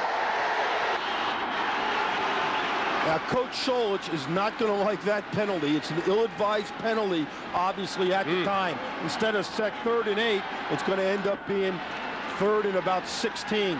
Boy, that really hurts in terms of field position. And I think that was on Buckhalter, obviously, as he was coming out from underneath the pile. A little pushing and shoving going on. The officials quickly getting control of the situation. So now the ball is pushed back to the 23-yard line. Yeah, it's down to 2nd down and 22 to go. Yeah, it's a dead ball foul. It's 2nd down.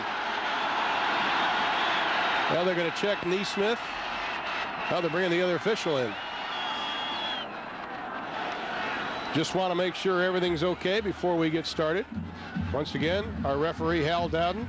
Back judge was Willie Weisbrook, who he was talking to.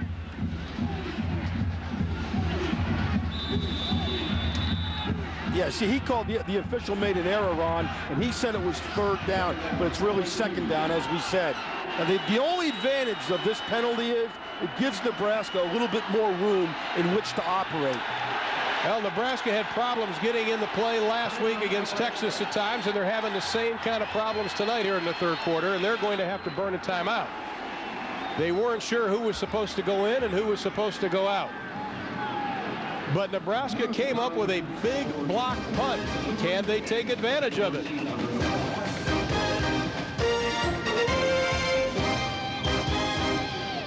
Here on the campus of the University of Kansas in Lawrence, Kansas. Sarah Clemens, Artie Gigantino, Ron Thulin coming your way as the number 8 team in the country trails Kansas 9-0, 11:09 to play in the 3rd. 2nd down, 22. Ball is on the 23-yard line for the Huskers. Crouch rolls right. Looks, pass is going to be incomplete, bobbled by Davison. Incomplete. Coverage again by Andrew Davison. Davison on Davison, and it brings up a 3rd down situation where Nebraska tonight only 1 of 8, and that was a problem last week versus Texas as they were only 3 of 12 on 3rd down. Yeah, and all year long they've kind of struggled. I mean, they've been 38% coming into this game, but that is not like Nebraska. They're usually about 50% on 3rd downs, but you got to hold on to the football, and you got to convert 3rd downs, obviously, to be successful on offense. This would be a wasted opportunity after blocking that punt. Crouch complete at the 15-yard line and quickly knocked out of bounds. It is Davison. And with that catch, he moves into the top 5 for Nebraska receiving. He is having a big night tonight again. And that'll bring up a 4th down, and they're going to have to punt it or kick a field goal. Brown has already missed one of 41 yards. This one will be spotted at the 21-yard line. It'll be a 31-yard attempt. And Frank Solich's thinking here is to just get points and keep this game as close as possible and get within 1 touchdown of taking the lead. From the left hash, the kick up and away, and Nebraska finally gets on the board. Josh Brown with a field goal, the young freshman out of Foyle, Oklahoma. And with 10:23 left in the 3rd, Kansas still leads Nebraska 9-3. Get away, his team trails 9-3 with 10:23 left to play in the 3rd quarter. Neesmith and Bowles set to receive the kick for the Jayhawks.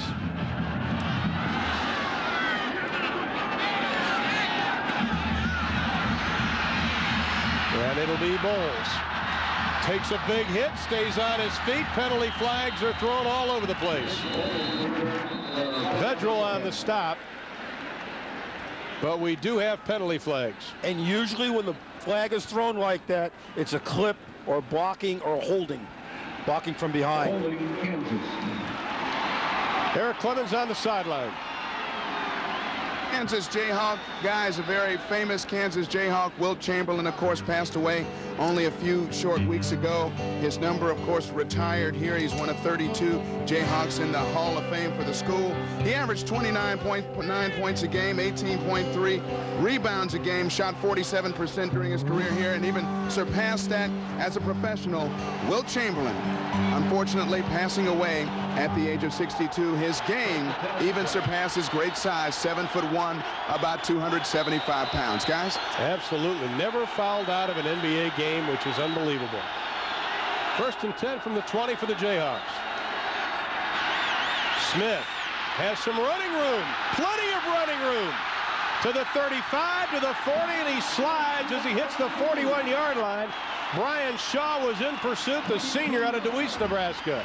22 yards on the scamper. Nebraska's playing man-to-man defense. And what happens sometimes, it allows the quarterback to find a seam and scramble up inside. Tell you what was impressive there is old Kyle Vandenbosch, all 6'4", 260 of them right behind Smith. Almost caught him from behind. Well, the one thing about Vandenbosch, number 83, he's a play-hard guy. He goes full speed each and every play, and that's a good example of it. Straight ahead, crossing the 45 up to the 47-yard line is Moran Norris, the junior out of Houston, Texas. Aaron Wills, the senior out of Omaha, Nebraska, on the stop. And you know, subtly, the Kansas offense has used Norris tonight, pounding up inside. You know, the coaches talked about maybe handing the ball off 30 times to him, but not so. They've done it subtly, and it's kept guys like Aaron Willis, the guy you just saw, number 81, off balance a little bit. Norris crosses the 50. First down, Kansas. Carlos Polk on the stop. Penalty flag is thrown right at the 45-yard line. And not so subtle that time, but you saw the strength of Norris as he broke a tackle and got an extra 4 yards. Boy, you don't want to start shooting yourself in the foot now with a lead of 9-3. The athleticism in the Nebraska defensive front is just outstanding. And sometimes you got to grab as an offensive lineman just to keep those defensive linemen under control. And that's exactly what happened that time. Well, instead of the first down, it'll still be second down. We'll call it 7 for Kansas. Dylan Smith has shown his mobility tonight. He's also shown great arm strength throwing a touchdown pass.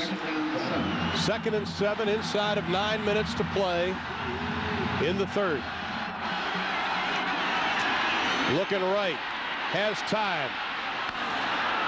Little miscommunication intended for number 86, Michael Chandler. And he was under a lot of pressure again that time because Nebraska brought 6. And sometimes you just don't see down the field. And I think, Ron, that was an example of Dylan not being able to see because Nebraska was in his face. But he's still hot tonight. He's 12 out of 18. As you look at Charlie McBride, and he knew coming into this game that Dylan Smith was a little bit of an unknown, but he knew he was an excellent athlete. 3rd and 7.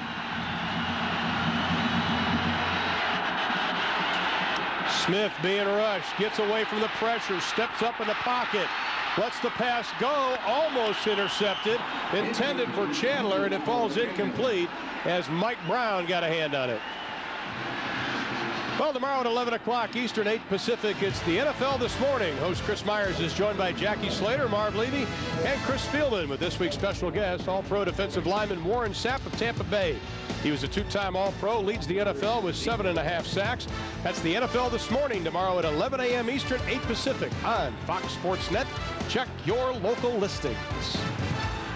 You know, as we look at Joey Pelfano, the punter from Kansas, he's one of 5 or 6 junior college players that's having a great impact on this Kansas football team. He's out of Sacramento City College out in California. Pelfanio's kick with the win, a nice high kick. Walker has some room, still has real estate to go, crosses the 35 up to the 37-yard line. Another nice return by Nebraska. This one covers 29 yards. And with 8:28 left in the third, the Huskers try to make up a 6-point deficit. 18 yards of punt return tonight, doubling their regular season average. That would be good enough for second in the NCAA. And again, it has given them decent field position as the ball is spotted at the 37-yard line. 1st and 10 for the Huskers, trailing 9-3. Crouch, pump fake, going deep, a little hitch and go, and he's going to overthrow his intended receiver, Bobby Newcomb, and a penalty flag is thrown on the far side of the field. And it looked like Andrew Davis, at number 24, grabbed Bobby Newcomb as he ran past him. And that's exactly what the call is. And one more time, it's an example of Nebraska going for the home run, the deep pass on 1st down. And you know, Andrew Davison's an interesting guy because he wears number, he's out of Detroit, he wears number 24 because his idol was Charles Woodson from the University of Michigan, who's now with the Oakland Raiders. Well, that's what happens if you don't do well on Fox. They carve out Fox in your head and put you on a football field. That used to be one of our audio guys, and we miss him. 1st and 10, ball on the 47. The fake razzle-dazzle, they keep it over the left side. Good running room again, and once again, a lot of misdirection by Nebraska. Buckhalter picking up some good yardage. You see what happens when that motion comes across. One of the linebackers or the safety has got to loosen up a little bit. So there's one less run defender up inside. And if you hand the ball off to a guy like Buckhalter, all he needs is a little bit of a seam. And another 1st down for the Cornhuskers, aided by the penalty, the holding penalty on Davison. The 3rd penalty this half on Kansas. 1st and 10 on the 42 of Kansas. Buckhalter trying to get to the outside. Maybe picks up 2 on the play. Corralled by Chaz Murphy, the junior out of Galveston, Texas. Murphy, number 97, moves all over the place. And then we got a battle. A Jayhawk against Herbie Husker. Who would win this fight? Yeah, I don't know. Our producers from Kansas and our directors from Nebraska, so we got to be real careful. I know, but the guy from Nebraska looks a lot bigger than that Jayhawk. Doesn't he? Well, he's full of more hot air. Yeah, 2nd down and 9. 3-step drop, crouch, pass is batted down again by Murphy. Chaz stands 6'4", 252, and he gets the big meat hooks up, and he can swat it down. You know, it's interesting.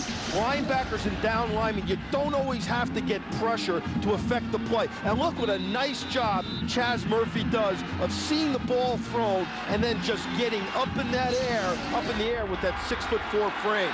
He's a guy that the coaches love because he's fast, he's an athlete, and he loves to play the game of football the way you're supposed to play it, full speed. 3rd down and 9. Crouch looking for the markers and overthrows Davison again.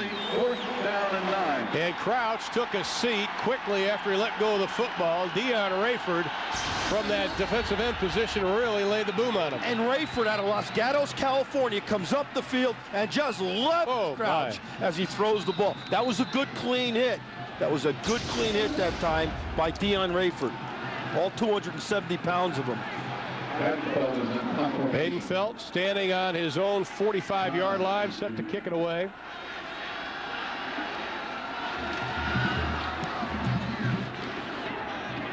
Fair catch is called right at the 15-yard line, and that is where Kansas will take over after a punt of just 26 yards. Let's check in for a Dr. Pepper game break with Kevin Frazier. Guys, 3rd-ranked Virginia Tech with their hands full against Pittsburgh. David Priestley, no relation to Jason, but he hits Antonio Bryant for the touchdown. Pittsburgh, they won't die. 27-14 the score in the 3rd quarter.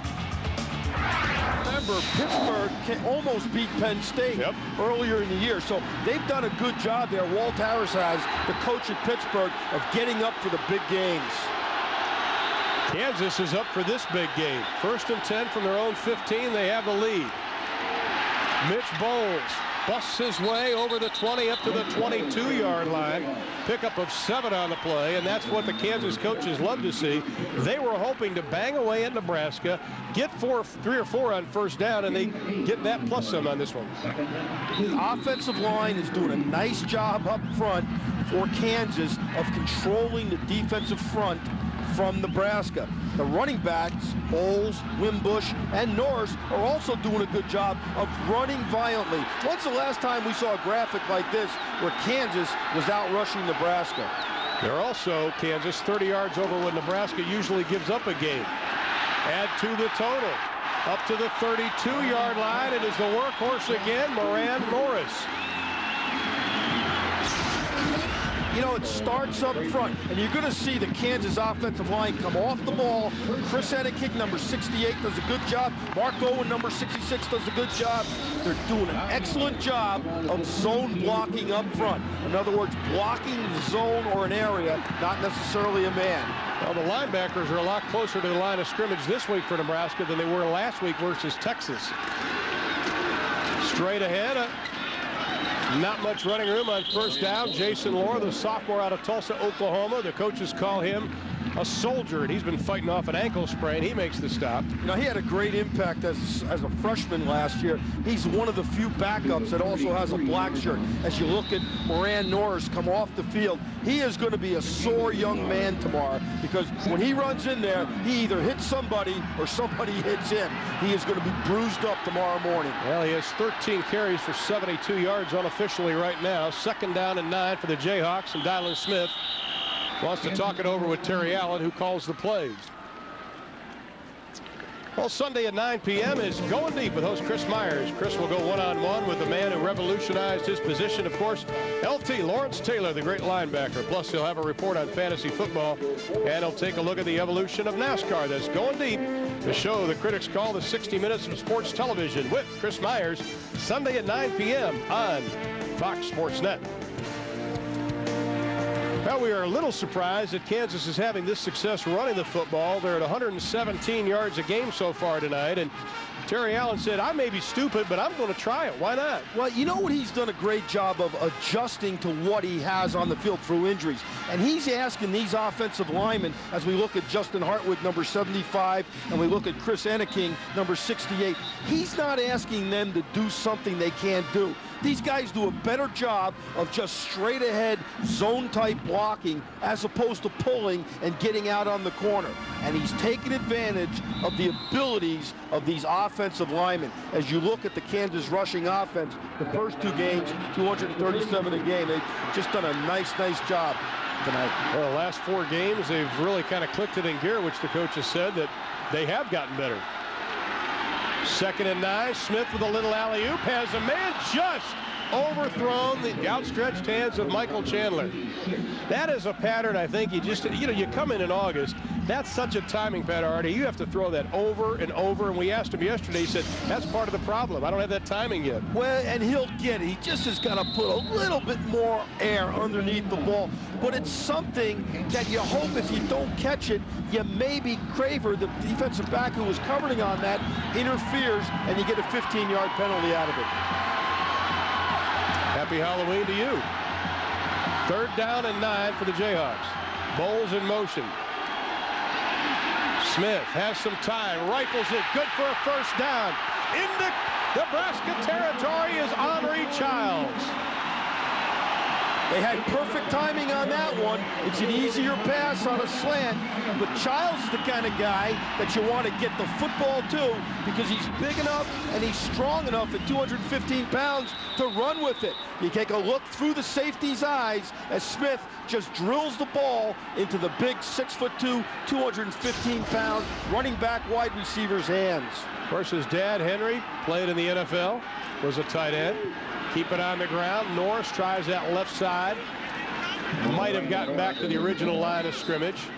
You know, you come out to practice and you watch this Kansas offense work out, and the 2 guys that just jump out at you are number 33 Norris and number 28 Childs, because they're big and they're athletic, and you say, whoa, those guys someday will play, or maybe will be able to play in the National Football League because of their athletic ability.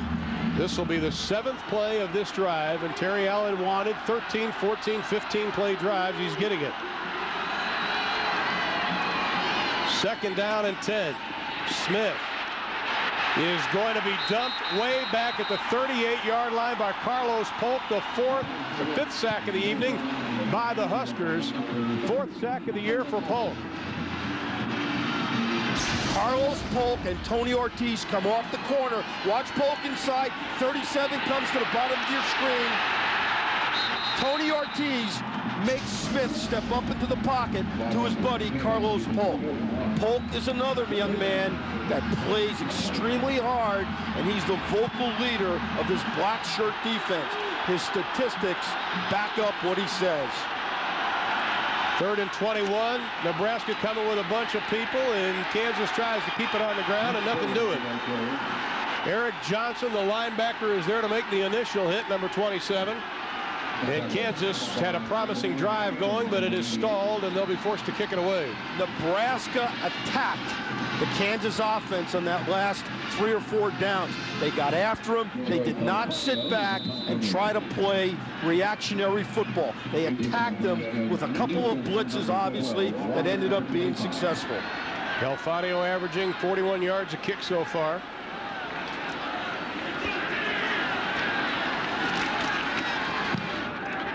And he gets a beauty away. Nice high spiral. At the 15-yard line, Nebraska with some running room. Newcomb, look out. Bobby Newcomb going down the sideline. One man to beat. He will go all the way.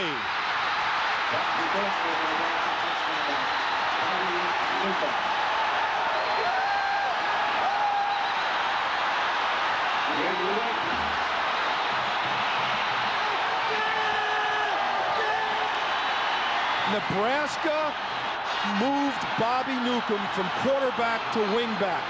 One of the assets and one of the advantages of moving him to wingback was he could return punts again, because they didn't want their quarterback returning punts. And that's the kind of play that Bobby Newcomb can make that can break a game wide open. Brown to add the extra point. That was a 49-yard kick, 86 on the return. High snap. London gets it down, and the kick is good. The longest punt return of the year for the Nebraska Cornhuskers. Their 2nd return for a touchdown, and they finally have taken over the lead. Bobby Newcomb started the year as the starting quarterback for the Nebraska Cornhuskers, and now he's a punt returner and Mr. Everything, and his 86-yard kickoff punt return has given the Huskers the lead. Kansas. Mitch Bowles gets up to the 25-yard line. Here's a Dr. Pepper game break with Kevin Frazier. Guys, Florida State in a world of trouble in Charlottesville. Finally, Chris Weinke breaks loose, finds Marvin Minnis for the 20-yard touchdown. Keep your hat on, son. Hey, Artie, with Florida State struggling, does Penn State move up in the poll? Kevin, in fact, I'm sure a lot of pollsters are thinking about that very possibility right now. As we talked about before, Florida State has not looked good the last couple of weeks. 6 touchdowns on the year for Mr. Newcomb. Winbush, the lone setback. Take that back, Norris. Over the left side. Bobby Newcomb takes the football on that touchdown and runs up the middle. But the guy who does a great job is Ralph Brown, number 22. You see him right there, knock the punter, Joey Pelfanio, down. He engaged Pelfanio up the field and stuck with him the whole time. Great job by Bobby Newcomb, but just an awesome job by Ralph Brown, number 22, staying with his block. Now, we talked about Kansas trying to handle adversity. Now we get to see if they can. Smith, the black shirts, as he tries to lunge to the 30. Steve Warren, the senior out of Springfield, Missouri, just holding on for dear life. He has played as well as anyone at that position this year for the Nebraska Cornhuskers. Charlie McBride, the defensive coordinator, coaches the defensive tackles himself. Nebraska's got a linebacker coach, a secondary coach, George Darlington, and a defensive end coach in Nelson Barnes. But the defensive coordinator, McBride, coaches the two defensive tackles. 3rd and 5, Nebraska bringing everybody in a white jersey. Smith gets rid of it, intended for Hill. Pass is incomplete, and Hill pays the price. Now he's tied up with Keo Craver. Well, later tonight, it's the Formula One Grand Prix of Japan, and you can see it live right here on Fox Sports Net. Eddie Irvine and Mika Hakkinen are neck and neck in the point standings. Every lap counts. The World Championship is at stake. Michael Schumacher has the pole, and that's the Formula One Grand Prix of Japan live on Fox Sports Net tonight at 12:30 a.m. Eastern, 9:30 p.m. Pacific time. It'll be interesting to see if Kansas now punts the ball to Bobby Newcomb. Newcomb is back there with Joe Walker, but Newcomb is the guy lined up in the middle. Alfanio gets it away, and another beauty. Walker from the 27-yard line. He'll try the right side, and again they have success. Still on his feet as he crosses the 45 up to the 47-yard line, a 44-yard punt, a 21-yard return. Let's check in with Eric Clemens. Well, earlier in the game, Ron and Artie, the Nebraska bench was stoic, to say the least. Not much emotion being shown after that last defensive stand, which resulted in the punt return for a touchdown by Bobby Newcomb. Lots more life on that Nebraska bench. Lots more emotion. Just what Coach Frank Solich wanted to see about now. Guys? Nothing like a big punt block or return to energize, Eric, the football team. You're so right. You can just feel it up here, that Nebraska bench start to be a little more electric. Crouch has a lot of room on the option in the Kansas territory. Takes a hit as he goes to the 45 of the Jayhawks. A big key tonight for Nebraska, at least we've seen it the last 2 punts. 7 returns on punts tonight for 197 yards. That's better than a 28-yard average. And you know, for our viewers at home, make no mistake about it, the ability of Bobby Newcomb is just outstanding, but Nebraska does a great job of blocking for those outstanding return men of Newcomb and Walker. And that is the way this third quarter will come to an end.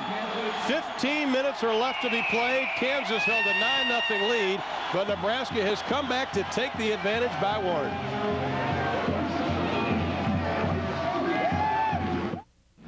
Nebraska has won 30 straight games over the Kansas Jayhawks dating back to 1969, and right now they lead 10-9 as we begin the 4th and final quarter here in Lawrence, with Nebraska having the football on the Jayhawk 45-yard line, 2nd down and 2. Right side, running room, 1st down, and Nebraska doing what they do well, just running over people. Oh, fumble! Kansas says they have it, but I think he was down. That's what the officials are saying. Boy, that would have been costly for the Huskers. Update on an injury situation. Chad Colner, the cornerback out of Kansas, he has a concussion, we've been told, and he will not return tonight, as one might expect. As you look at Andrew LeClaire there, 55, getting the signal from the sideline. He's going to turn around and make the defensive call. We talked about him before. He's got great range. He's a defensive quarterback in terms of calling the defensive signals. Let's see if Nebraska just starts flexing their muscles on the offensive line. Crouch with the pitch back to Duran Diedrich. And a penalty flag comes flying in from deep in the secondary. Diedrich, the redshirt freshman out of Ontario, Canada, who has seen his playing time increase week by week. And it'll go against the Huskers. One of the big keys here in the second half for Nebraska has been their special teams, and it started off with a block punt. Greg List comes into your picture here and just blocks the punt just perfectly early in the game. Bobby Newcomb takes the ball up the field on a punt return for a big touchdown. The key block by number 22, Ralph Brown. But watch this next return by Joe Walker and all the great blocks by guys in white shirts.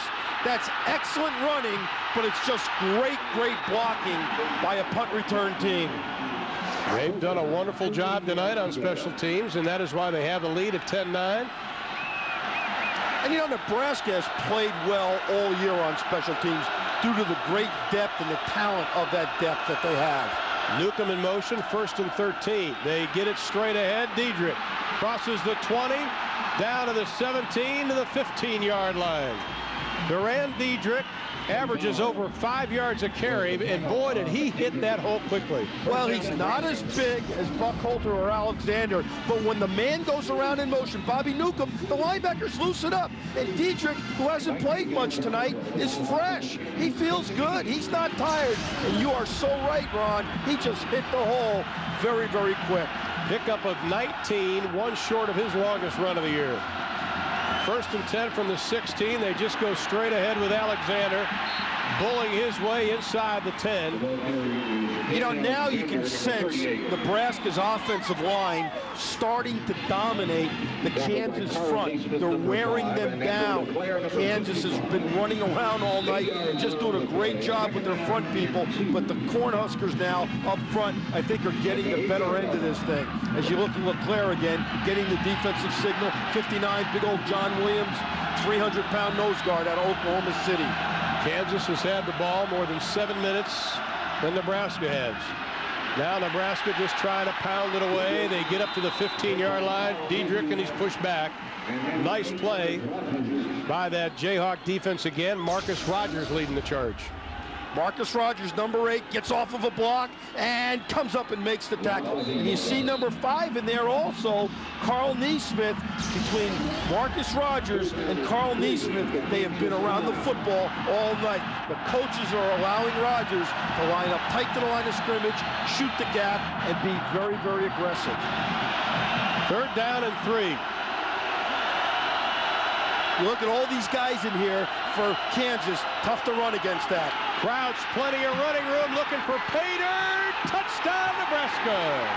And Crouch does the right thing. They run an option to get away from those 8 men that were lined up inside to stop the inside run. Talked about it at the beginning of the game. Inside the red zone, Nebraska loves to run the option because of all the men that they see piled up inside to take on the power running game. 10th rushing touchdown for Crouch, and Mohamed Abdul-Rahim, the cornerback, the senior out of Washington, D.C., is down on the field for Kansas, and he has played very well tonight. And he is going to be 10-2 with 12-11 left to play in the 4th. 16-9 in case you just joined us. Kansas got a safety in the 1st quarter. 2-0. Got a touchdown in the 2nd. Made it 9-0 at halftime. And the key block on this Eric Crouch touchdown run came from his favorite receiver, Matt Davison. Watch Matt Davison up top there, number 3, just does an excellent job of tying up the man that he's blocking. He also got a little piece of the jersey there. And you know what? He knows he did a good job, and he's fired up, and you got to love it. But you cannot play wide receiver at Nebraska unless you are going to block and block well downfield, because so much of this running game is counted upon by the blocks of the wide receivers on the perimeter. That's why you have so many big wide receivers here in Nebraska.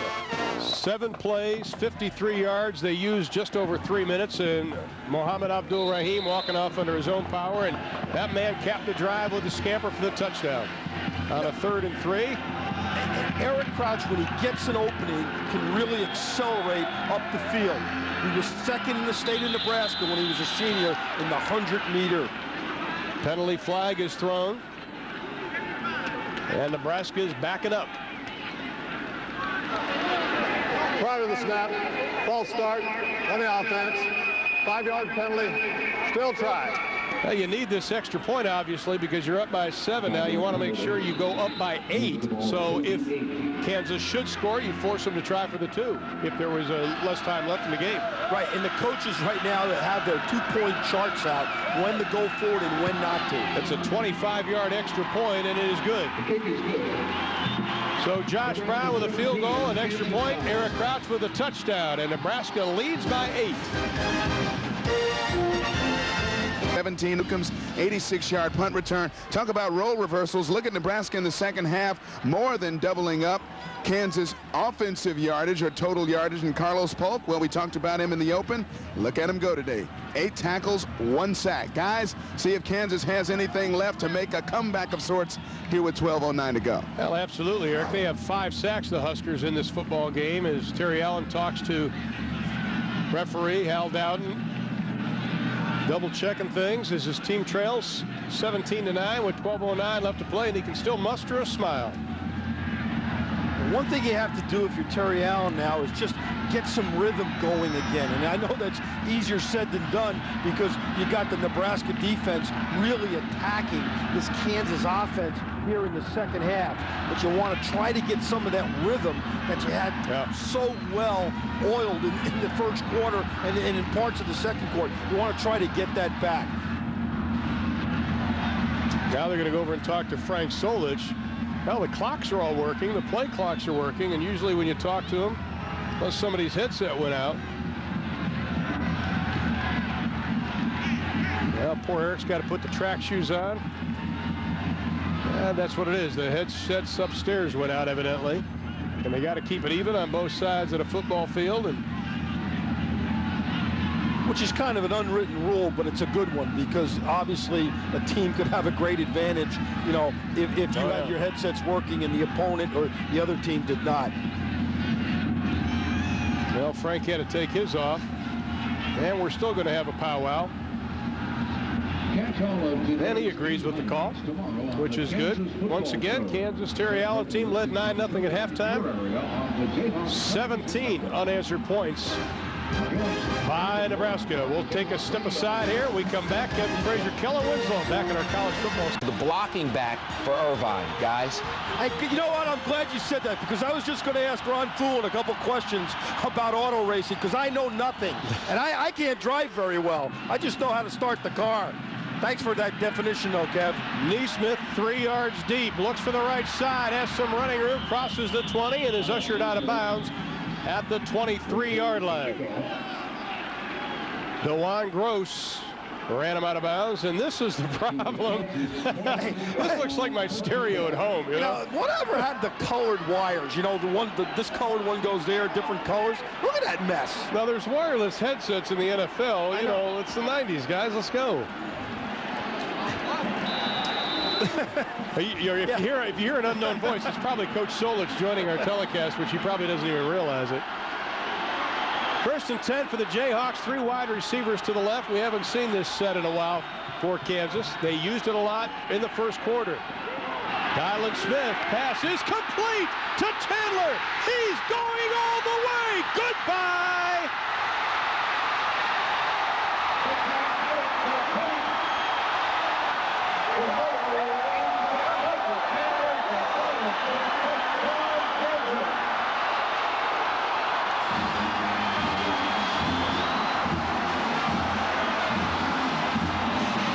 We talked about Kansas trying to get back into rhythm.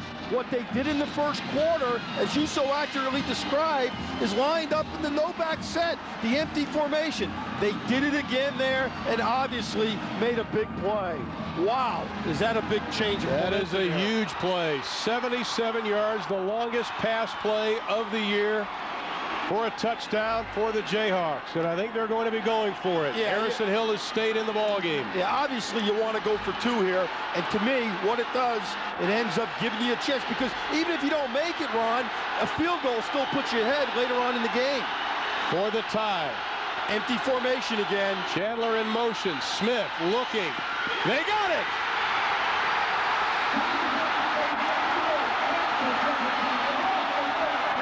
They have been racked by adversity all year. Terry Allen says you have to believe we can beat them. He said the bird is not dead yet.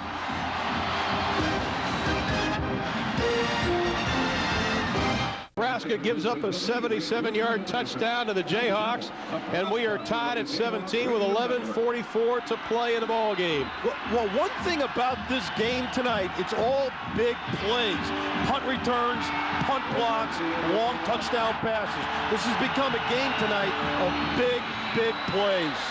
A very short kick. Up to the 29-yard line is Joe Walker. Let's take a look at the touchdown pass to Chandler again. You're going to see the ball thrown to the outside, and Craver, number 3, goes for the interception, and he obviously misses it. Chandler catches it and goes for the touchdown. Here's the 2-point play, and you're going to see Smith get out on the corner, and he does a great job of throwing the ball to Chandler. But here's Terry Allen getting his exercise for tonight. Now watch this athletic ability from Terry Allen, the old Northern Iowa quarterback. Yeah, he gets up in the air. Wow. That was after the 2-point conversion, and nothing to lose, everything to gain. Back to live action. I hope he didn't pull a hamstring on that run. I hope he didn't. To keep it on the ground, Buckhalter. Kansas guys just reaching for the football and grabbing it. Tim Bowers, the junior out of Columbus, Ohio, started as a safety for Kansas, now playing a linebacker spot on the stop. Goodbye, Tim Bowers. You know, you take a look at Bowers, and he's a guy that leads by example. He's going to go to medical school. The coaches love him. They call him a role model on this team, but he's a quiet young guy that leads by example. 2nd down and 5 for the Huskers. Crouch looks over the middle, has a man, it is complete up to the 35-yard line again. Bobby Newcomb with a big play. 1st down, Nebraska. The last time Kansas beat Nebraska, they were ranked number 9. Nebraska was. O.J. Simpson was on his way to win the Heisman, and as I mentioned, Terry was 11, Frank was 25, and I was thinking about finishing high school. Lyndon Johnson was president.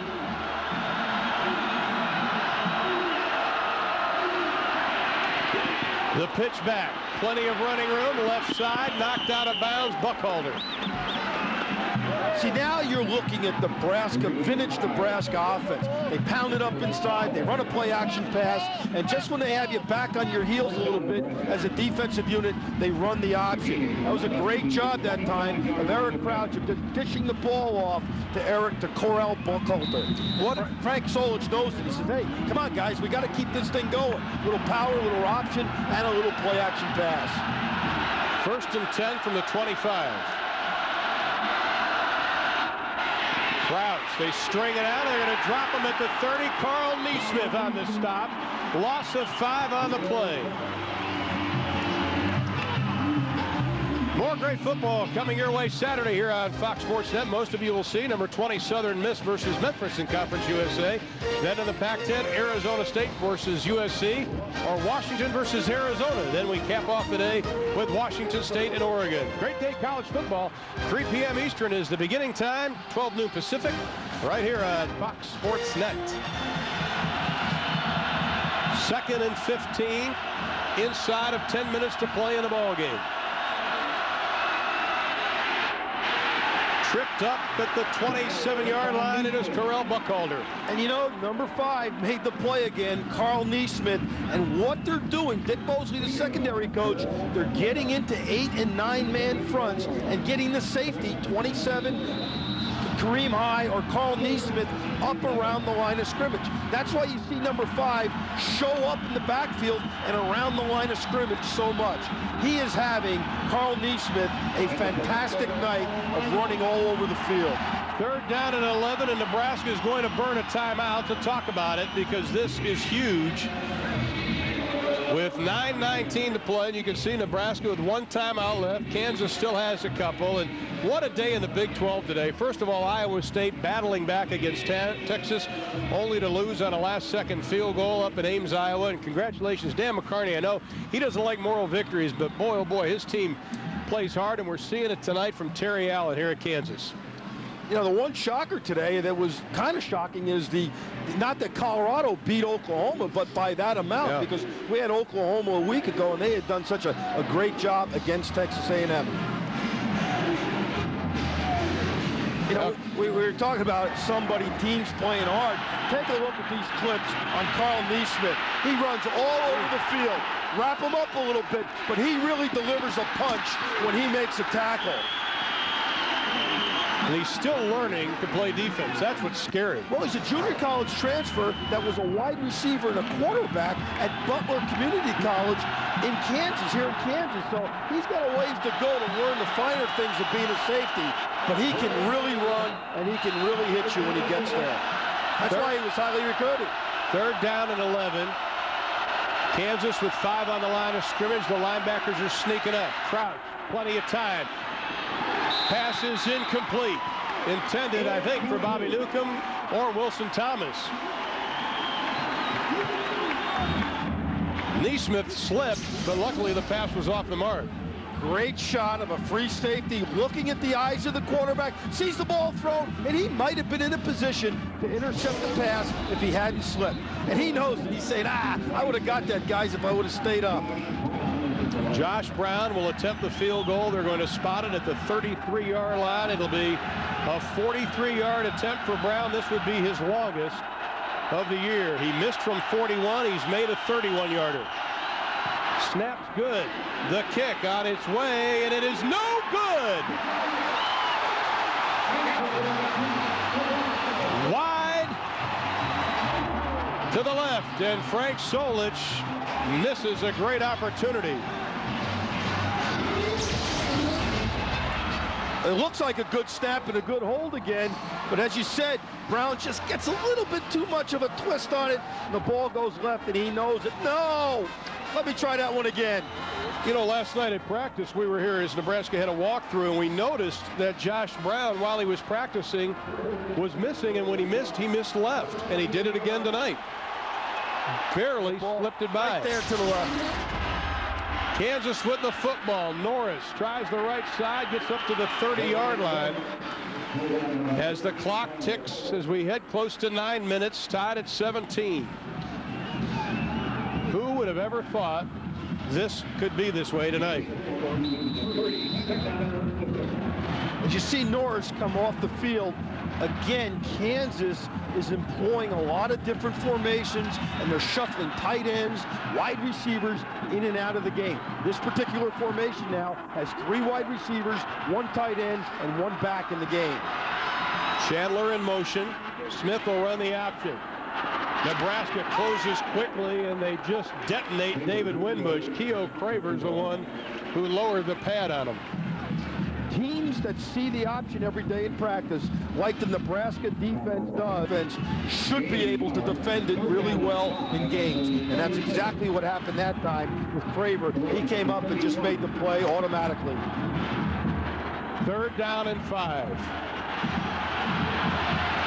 3 of 12 on the night for Kansas in 3rd down situations. 3 wide receivers to the left, empty backfield again. Nebraska jumping around. Here they come. They throw a little touch pattern, and it is incomplete, but we have a penalty flag thrown. Intended for Chandler. Craver on the coverage. The Kansas coaching staff has calculated these pass interference penalties against Nebraska, because if you throw a fade up and you know it's going to be man-to-man coverage, you got a chance to catch it, but you also have a chance to create a pass interference situation. And that's exactly what's happening here tonight, as you see Craver, number 3, start to stumble, but he reaches out with his right hand and he commits a foul with his right hand. These were calculated by the Kansas offensive coaches. Good check off at the line of scrimmage by Dylan Smith. Now he's being rushed, and he's going to have to eat the pigskin at the 35-yard line. The 6th sack of the night for Nebraska. For a Dr. Pepper game break, here's Kevin Frazier. Ron, Artie, I just want you to watch Peter Warwick, Virginia, Florida State. The simple swing pass. Watch Warwick weave his way through the entire Cavaliers defense. He goes 50 yards. The flag is against Virginia. Ron Dane, Joe Hamilton, Drew Brees are Heisman candidates. Peter Warwick, the best player in the country. As we all know, hurt himself with that incident in the shopping center. But you know what? It didn't take away from his great ability. There is no question, ability-wise, he is the best football player in the country today. And runs like that show it, Kellen and Kevin. He is just a super athlete. Loss of 11 on that sack. by Nebraska. Sets up a 2nd down and 21. Moran Norris coming back into the football game for the Jayhawks. And if nothing else, to run the ball, but for protection. You want to get a guy like Norris in the backfield to help in your blitz and help in your pass protection. Because he used to be a tight end, and he used to be just a blocking fullback. 7 to snap the football. Kansas has to hurry. 3 to snap it. 2 to snap it, and with 1, Dylan Smith calls a timeout. And we will do likewise. 6 minutes and 50 seconds left to play in the ball game. Terry Allen trying to pull the biggest upset of the year in the Big 12. He's tied with Nebraska. I liked how fast that play clock started. I think you're exactly right, Ron. And the reason he spent his timeout instead of talking to his players, talking to the official, is because you can get time back. And that's very important at this time. So that's what Terry Allen was doing. Well, he didn't get any time back. 6:51 still left to play in the ball game. 2nd and 21. And you see Norris right there, Ryan, lined up to help protect from this Nebraska rush. He misses his block as Smith gets rid of it, and it is incomplete. Moran knew it. Norris didn't block anybody except Casper, the friendly ghost, on that play.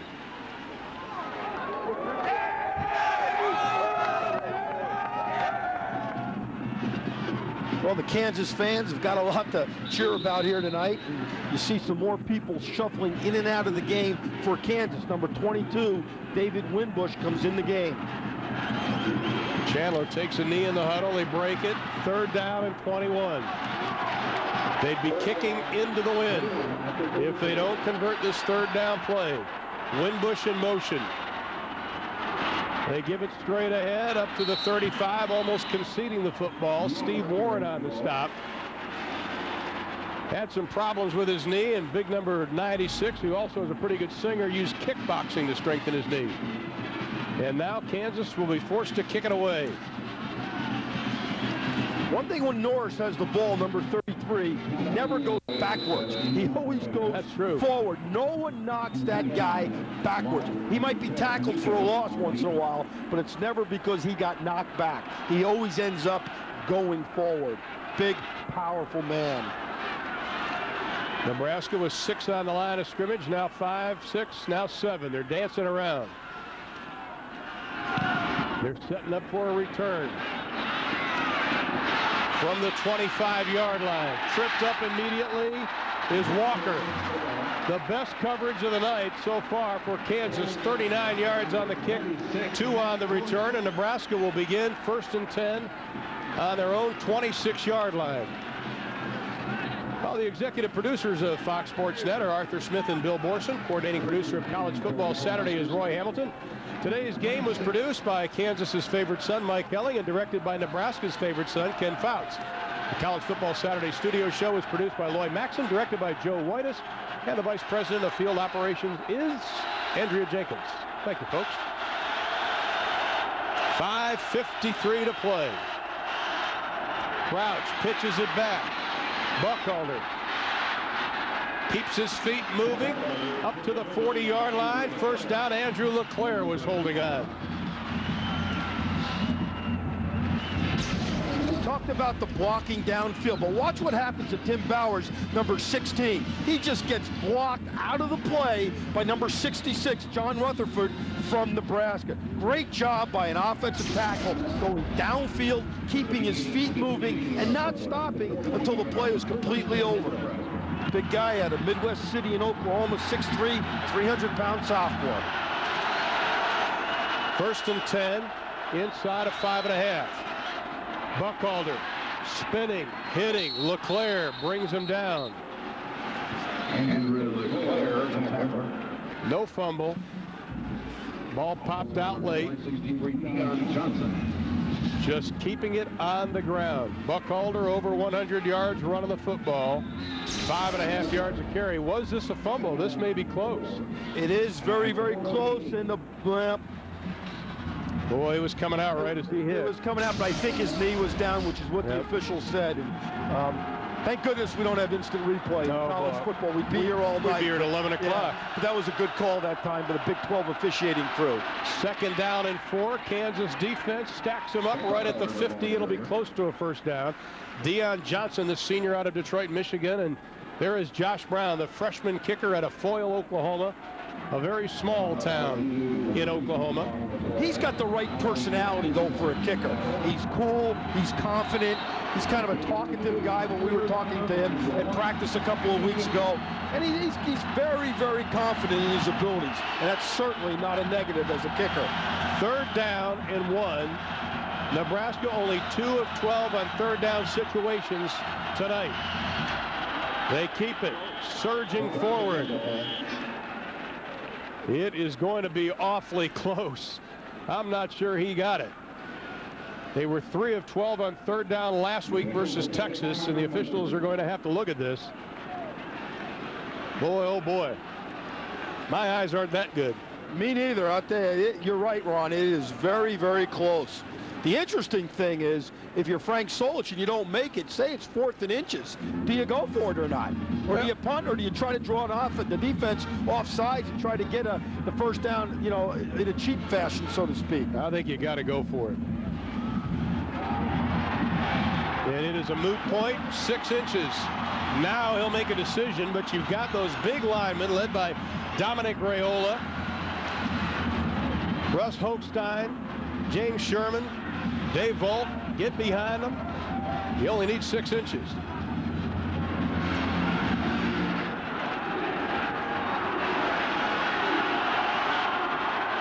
Well, Nebraska is going to go for it. Look for a potential trick play here. By trick, I mean where you try to draw the defense off sides. 4th down. Or a quick count.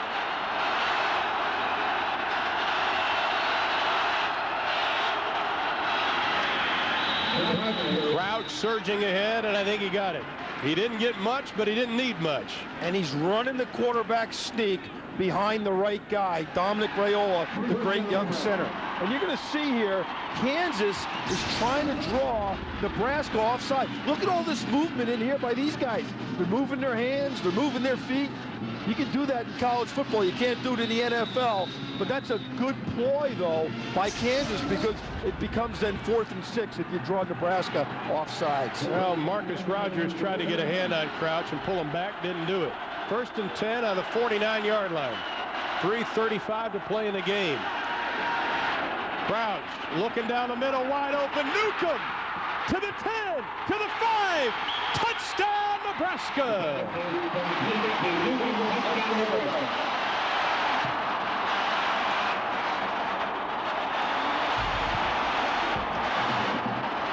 "49 yards on the touchdown. Crouch to Newcomb. Crouch did a great job of looking off the secondary, and Bobby Newcomb was wide open."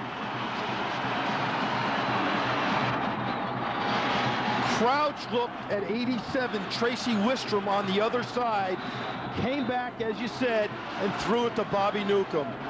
1st and 10 passing. Nebraska has been sensational this year on the play action passes and 1st and 10 passing. Another example of a big play on 1st and 10 in the passing game. And the extra point is good. Newcomb with an 86-yard punt return, a 49-yard reception on a pass from Eric Crouch. Nebraska leads by a touchdown. Bobby Newcomb, the star of the game for the Nebraska Cornhuskers, a couple of touchdowns. He's given them the lead with 3:21 to play. Kansas will take over 1st and 10 from their own 20. The touchdown again. And watch what happens here. Tracy Wistrom is the tight end. He runs here. Bobby Newcomb runs here. But watch the free safety right here. Carl Neesmith, he's in a 3-deep coverage, and he can't cover both guys coming down in the seam. Eric Crouch looks to Wistrom on the left. Neesmith bites on it, comes back, and throws the ball to Bobby Newcomb. Look at the look off there by Eric Crouch. It's the little things that quarterbacks do that turn into big things. Great job that time by a quarterback. Smith dumps it off in the flat. It is incomplete, intended for Norris. One more look at the touchdown by Nebraska. And watch what Eric Crouch does. He's going to look to his left, and watch what happens right here. He bites on it, and then Crouch comes back across his body and just puts the ball up to Bobby Newcomb. When you run two people down the seams against 3 deep, it puts a lot of pressure on the free safety. He's got to watch the quarterback until the quarterback releases the football. 2nd and 10. Smith feeling the pressure, gets it away, and again the pass is incomplete, too low, and Smith took a shot. The Nebraska situations where they can just tee off and get after the quarterback because they know they're going to throw the football. Carlos Polk and Warren and all those guys inside, they love to rush the passer. You got to be impressed with Carlos Polk, don't you, Ron? I mean, oh, yeah. He runs around and he does everything for this defensive unit. Gets his work ethic from his father, who's a construction worker. He's faster than Jay Foreman was last year at that position. 3rd down and 10. Smith into the flat. Chandler, it's complete. They mark him down at the 23-yard line. Only a pickup of 3 on the play, and that brings up a 4th down situation inside of 3 minutes. And Terry Allen's going to kick it away. I guess you just play the odds. Yeah, and you got to just hope your defense can play good defense and stop Nebraska and force Nebraska to punt. Tell them to hurry up. Timeouts left, each with 1. Delafino standing on his own 10-yard line.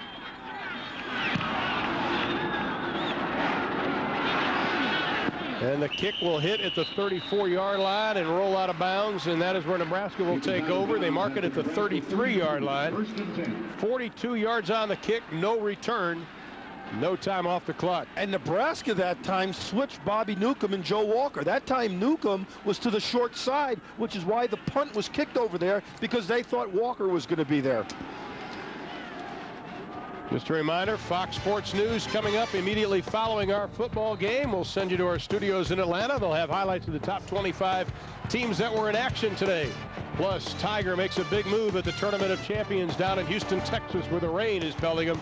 And Dante Bichette, he has been traded. So most of you will be seeing Fox Sports News immediately following our game. Nebraska has the luxury of just running the football now, letting the clock run, and a timeout will be called by Kansas. Buckhalter's been the workhorse tonight as Alexander was moved to fullback, Buckhalter the eye back, and it's been effective. That is Kansas's last timeout. And you know, we talked about at the beginning of the game that one of the things that was key for Nebraska was to get the fullback play up the par. I'm not sure they've done that. I think the tailback has played well, obviously. The kicking game's played great, and the passing game's been pretty good, but the fullback play is not up to what Nebraska needs. And there's 3rd down conversions. They are only 2 of 13 again tonight. But you know what happens, though? If the fullback's not making yardage on 1st down, you're in a lot of 2nd and longs and a lot of 3rd and longs, which obviously become more difficult to convert. One of the frustrations in this Nebraska running game right now is Joel Makovic is not here anymore. Right. And he was so good and so dominant for 3 years. Because of injuries, and I think because of inexperience, they've been unable to muster, so to speak, the fullback position. Frank Solich knows something about being a fullback at Nebraska because that's what he used to play. Well, it doesn't get any easier for Frank Solich. A&M at home next week, Kansas State at home the week after that. He has been in a dogfight tonight. Ball is loose, fumble. Crouch was able to hold on to it. Boy, I tell you what, that was almost a major disaster.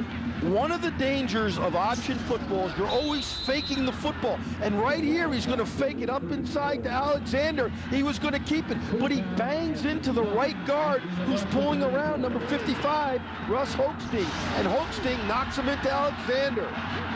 Well, he didn't let go of the football. It looked like a fumble, but he did hold on to it. 3rd down and 9. 1:48 to play. You can see what Crouch has done tonight. They'll run the option. They string it out, and they'll stop him for a yard loss. Andrew LeClaire with the defensive gem. Clock continues to move, but Kansas will get the ball back. LeClaire once again showing his great range, not only in the passing game, but in the running game. He really chased down Crouch that time from behind. You gotta like this young Kansas defense. They're gonna get better and better and better and really make a mark in this Big 12 next year. Hayden Felt back to kick at his own 18-yard line. The numbers on Hayden Felt, not one of his better nights. They come after it. He gets it away. Henry Trials gets it, steps out of bounds at the 30-yard line. And Kansas will have the football with 53 seconds to work with, trailing by 7. Kansas at the beginning of this game had some success, which allowed them to stay in this game. As we look at Charlie McBride, he's got to make a decision now how much zone and how much man-to-man to play, because guys like Dylan Smith can make the home run ball happen in a big-time hurry, especially when you're playing man-to-man. Dylan Smith dumps it off in the flat. The pass is complete to Bowles, who is hit immediately for a loss. And the clock continues to run. They're going to have to hurry.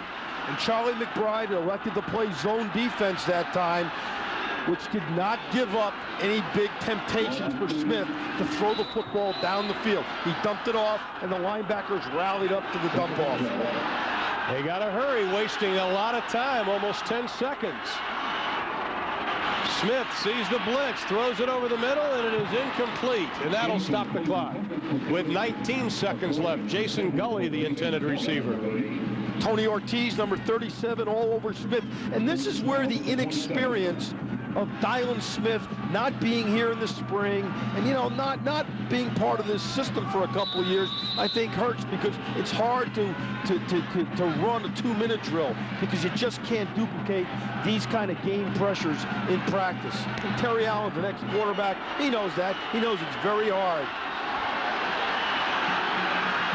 Final 19 seconds.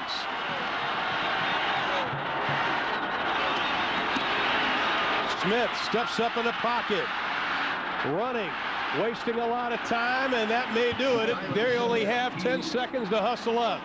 Craver stopped him. Terry knows that it may be futile. This may be it. And that's going to do it. The Kansas Jayhawks gave Frank Solich and the number 8 team in the country everything they could handle, but Nebraska wins it 24-17. Artie, I tell you, great effort by the Jayhawks. Yes, they did, and I repeat what I said before, Ron. They came out, they believed they could beat Nebraska. They had some early success that reinforced that belief. But the other thing they did, they ran the ball right at Nebraska up inside, and their secondary, for the most part of this game, played well, and they kept that play-action passing game of Nebraska's under control. A valiant effort tonight, Ron, by the Kansas Jayhawks. Well, Eric Crouch led the Huskers to 297 yards in the second half. Unofficially, they had 366 yards. Kansas with 333, but Bobby Newcomb was the big star, of course, with the 49-yard touchdown reception, the 86-yard punt return, and the autographs that follow being the star. But Nebraska wins it, and they set up the showdown next week in Lincoln with the Aggies of Texas A&M. Once again, the final score, 24-17. Nebraska wins it. Be sure to tune in next week for more college football Saturday action. The day kicks off with Memphis hosting Southern Miss. Then it's a Pac-10 doubleheader. The early game will feature Arizona State at USC or Washington at Arizona. The late game, Washington State at Oregon. Coverage begins at 3 Eastern, 12 noon Pacific. Check your local listings for the games and the times in your area. Once again, the final score, Nebraska wins it 24-17. For Artie Gigantino and Aaron Clemens, I'm Ron Thulin. College Football Saturday has been a presentation of Fox Sports Net. Fox Sports News is next in many areas.